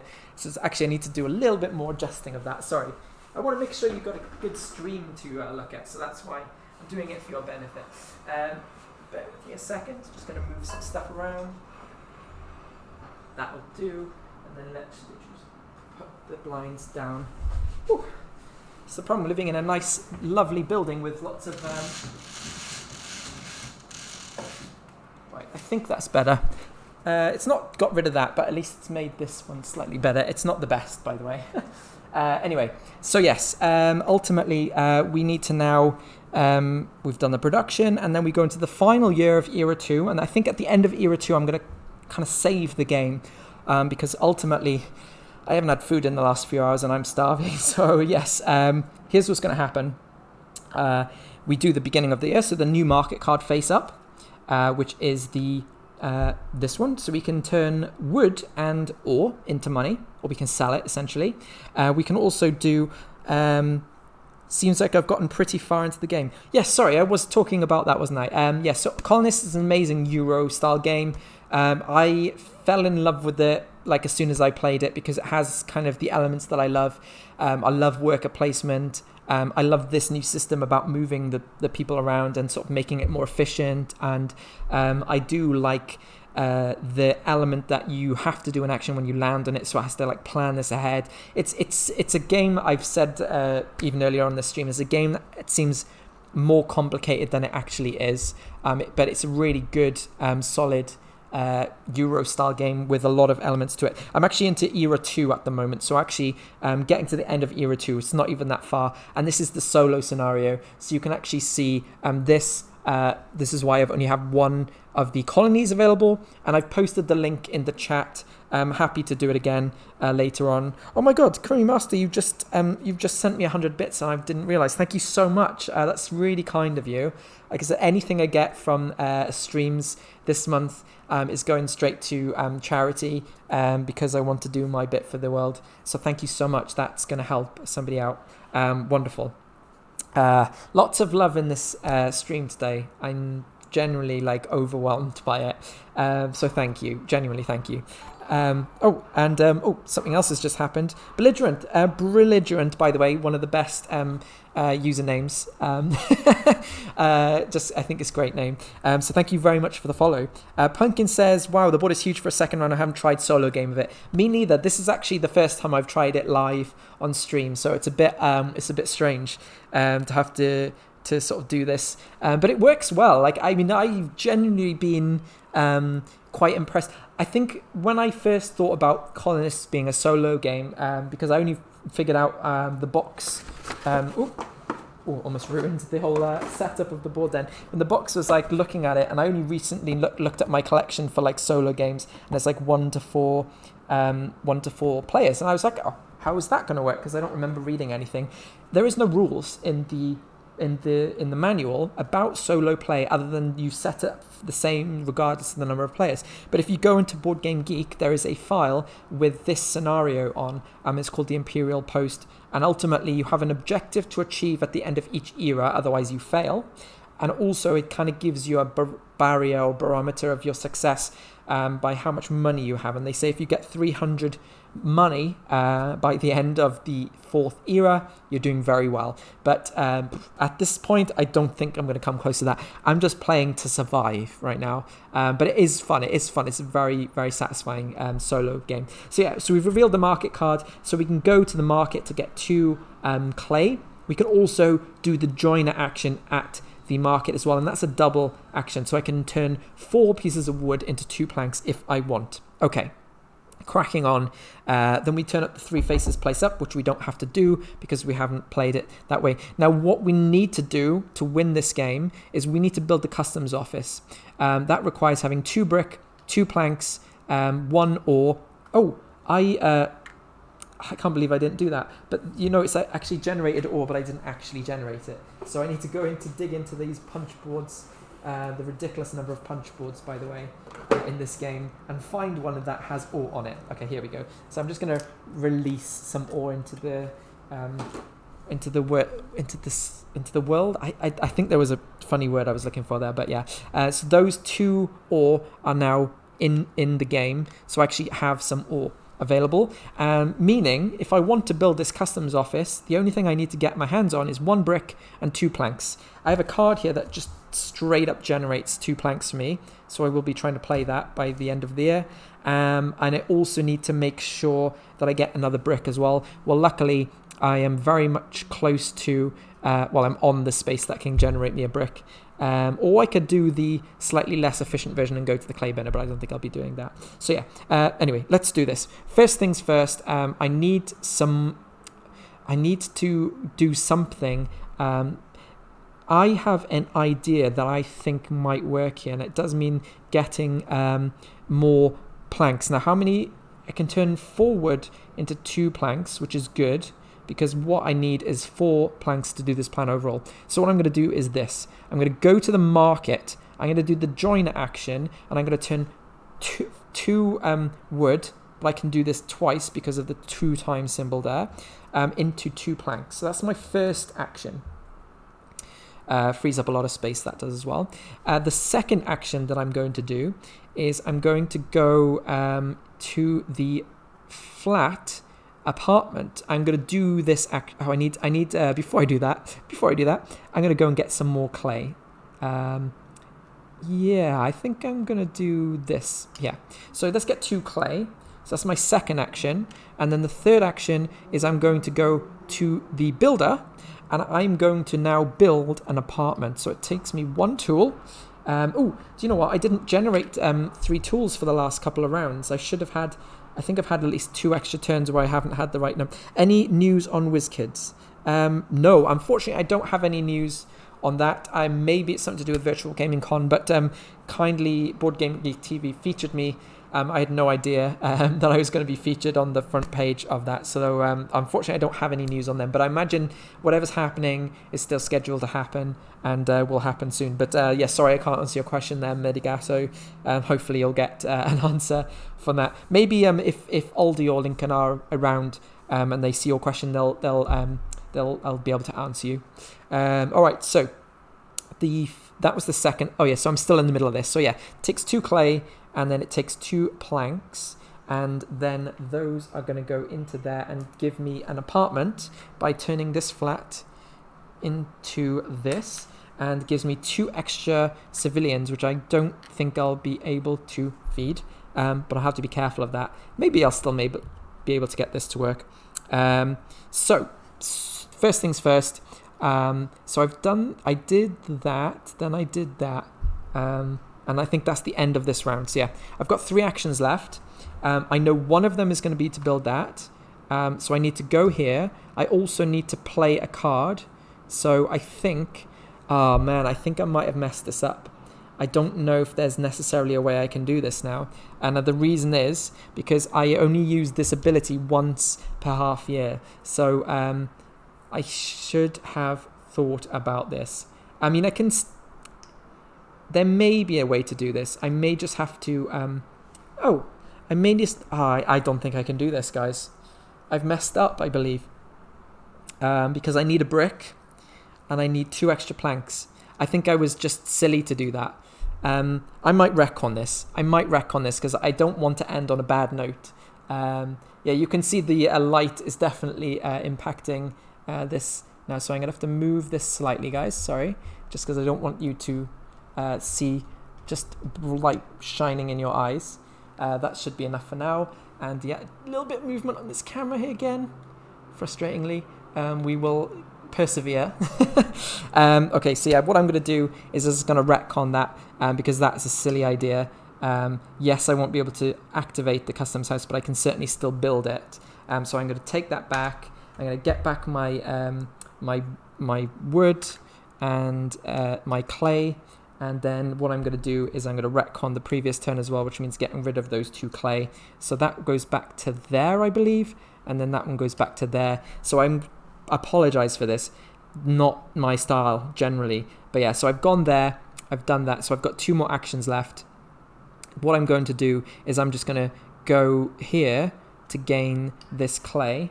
and then I'm going to go here and build, turn this wood and this clay into brick, into much needed brick, because then I have enough to build this. So that's the end of that round, I believe. Yes, so then we go into the final round. Fingers crossed here, guys. So the first thing I'm going to do is now I'm going to go to the customs officer by paying one of the fee. So 1 tool for that because I have the pass. Then I'm going to build this. So it cost me 2 tools. 2 tools right here. Then I'm going to spend 2 planks, 2 bricks, and 1 ore. And yes, I will now be able to build the customs house. Wonderful. I've done my duty for this round. Let's find the customs office. Customs office. Here we go, I think. Yes. So I've built the customs office. This one actually looks like I don't have to pay the fee. So when I move into a space with another worker, I don't have to pay the fee, and I gain a coin and a tools, which is pretty cool. So although that is only active if I've done that. Now I can use the second half of my turn to do what I was going to do, which is to play my card and build the apartment. So I can do it, just did it in the wrong way round. That's all that happens. I'm not cheating anymore. Well, I just retconned. So I'll basically use this. So I gain 2 tools, and it allows me to spend this card, which is 2 planks. So I'll gain those 2. Play the card gets me 2 planks of wood, and oh no, I can't do that right now. Oh no, I can. And then I'm going to spend the fee, which is to move that over there, and then I'll spend 1 tool, 2 planks, and 2 clay, and I'll build that flat into an apartment. And that's probably not a brilliant idea. It's still, because I realised that I don't actually have enough food to do that. But I think there is something that happens when you don't have enough food to pay for stuff. So anyway, so let's get to the end of the thing. Starting player adds new places. There are new places to add. I may distribute my workers. Well, I don't think that I can actually use the buildings if they've got somebody on, if they haven't got anybody on them, or I can't afford them. So it may be that I have to just choose which ones I can activate. But yeah, that's fine for now. And then finally, Sustenance Phase. Right, this is what I need to figure out now. At the end of this, the Sustenance Phase is whether I can afford to feed these people. So will I be able to feed them? I pretty much, I can't. So what do I have to do if I can't feed them? That's the question. So my sustenance demand, you may spend sustenance good from your storage, warehouse, and sustenance building buffers. If your demand is greater than your capacity, you did not lower your sustenance demand enough, so you must pay the missing sustenance goods from your storage. You must repeat the redistributing colonists until you can sustain all of your workers. Gotcha. So I can ultimately still only use what I can actually spend. So I think I'll just go here, and he will use that food to generate that. So basically everything's good. Everything's good. And then finally, the production phase, which is to generate 1 food, which is going to go right over here. And then I generate 2 wood, 1 food, and 2 ore. So perfect. So I actually have enough stuff. There we go. And that is, I'm going to leave it there for this stream because as I said, I'm quite hungry. Got to the end of Era 2. Oh, and that also generates as well. I never always forget about the smithy, and it even notes it on the card there. So this would be generally the time where I check if I've achieved the objective. So let's just do that before we end the stream. The objectives for this goal was to establish relations up to level 2 with the envoy colony, which we did. We've upgraded the envoy colony to stage 2, so that's achieved. And the second objective was to build the customs office, which we managed to do very close to the end. Thank you so much, Fathoms. Really appreciate it. The feedback on that. I know the camera could be better, but we'll get there. We'll get there for sure. That nice light. Look at that though. Isn't that nice? Eventually, if I had that light the whole time, that'd be pretty good. But yes, ultimately, we've achieved both of those objectives. So we have successfully gotten to the end of Era 2. And that is that is the first half of the game, so you can only imagine how long it would take to play the whole 4 eras. Honestly, thank you Einspy, thank you Crummy Master. I've really enjoyed doing this stream. Those people who just joined at the end, unfortunately you just joined me at the end of my stream. I got to the first 2 eras of the Colonists, which I'll do a little bit of another look for here. So here we go. This is the Colonists. It is a really good Euro game designed by Tim Puls and published by Mayfair. Oh, you're so kind. You guys are really kind. Like, I can't ask for kinder like fans or followers than you guys. It's always a pleasure to do a stream and know that you'll be sort of joining in and having a check of it. But yeah, this you'll probably I think I saw this one available for about $50. It's usually probably like $120 game, I think. But I think I just checked it today. I think I was checking on Board Game Geek, maybe. I checked it and it said like it was about $50. So even though it's a game that didn't get much attention at the time, hopefully this will give it a little bit of love that it needs to. So yeah, I just wanted to, in case any questions for me. I'm not in a rush to leave just yet. I might just I was trying to find a way that I could zoom my face up, but I think it would just look too rubbish if I used to do that and lose the bells and whistles there. So yeah, basically, if you have any questions, now's a good chance to ask it while I kind of just wind down from this stream.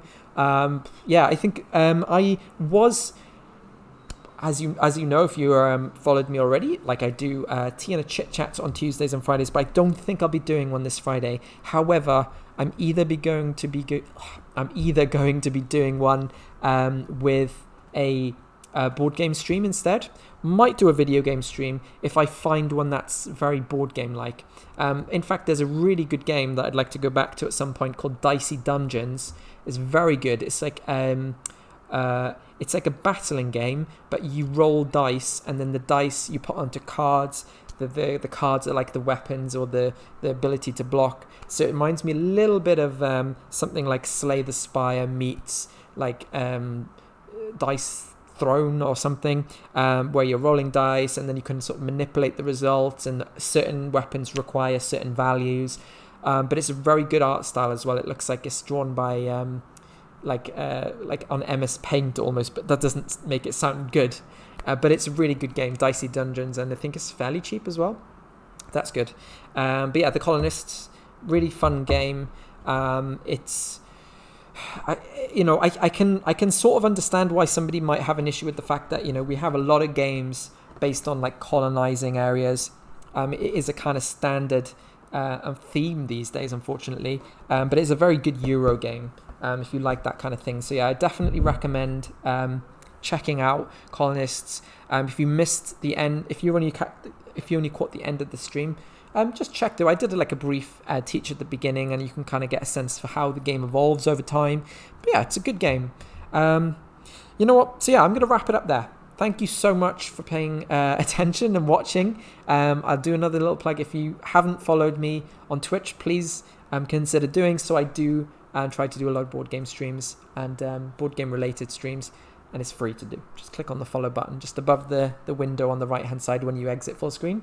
Been an absolute pleasure to do this. I've enjoyed myself a lot, and hopefully giving you a new game to check out. So yeah, my name has been Russell. Thank you very much for watching. Hopefully we'll catch you on the next stream, and enjoy the rest of Virtual Gaming Con as well as Virtual Grid Con. There are 2 big, very good gaming conventions happening online this weekend, so definitely check them out as well. Yes, speak to you soon. Take care. Bye-bye.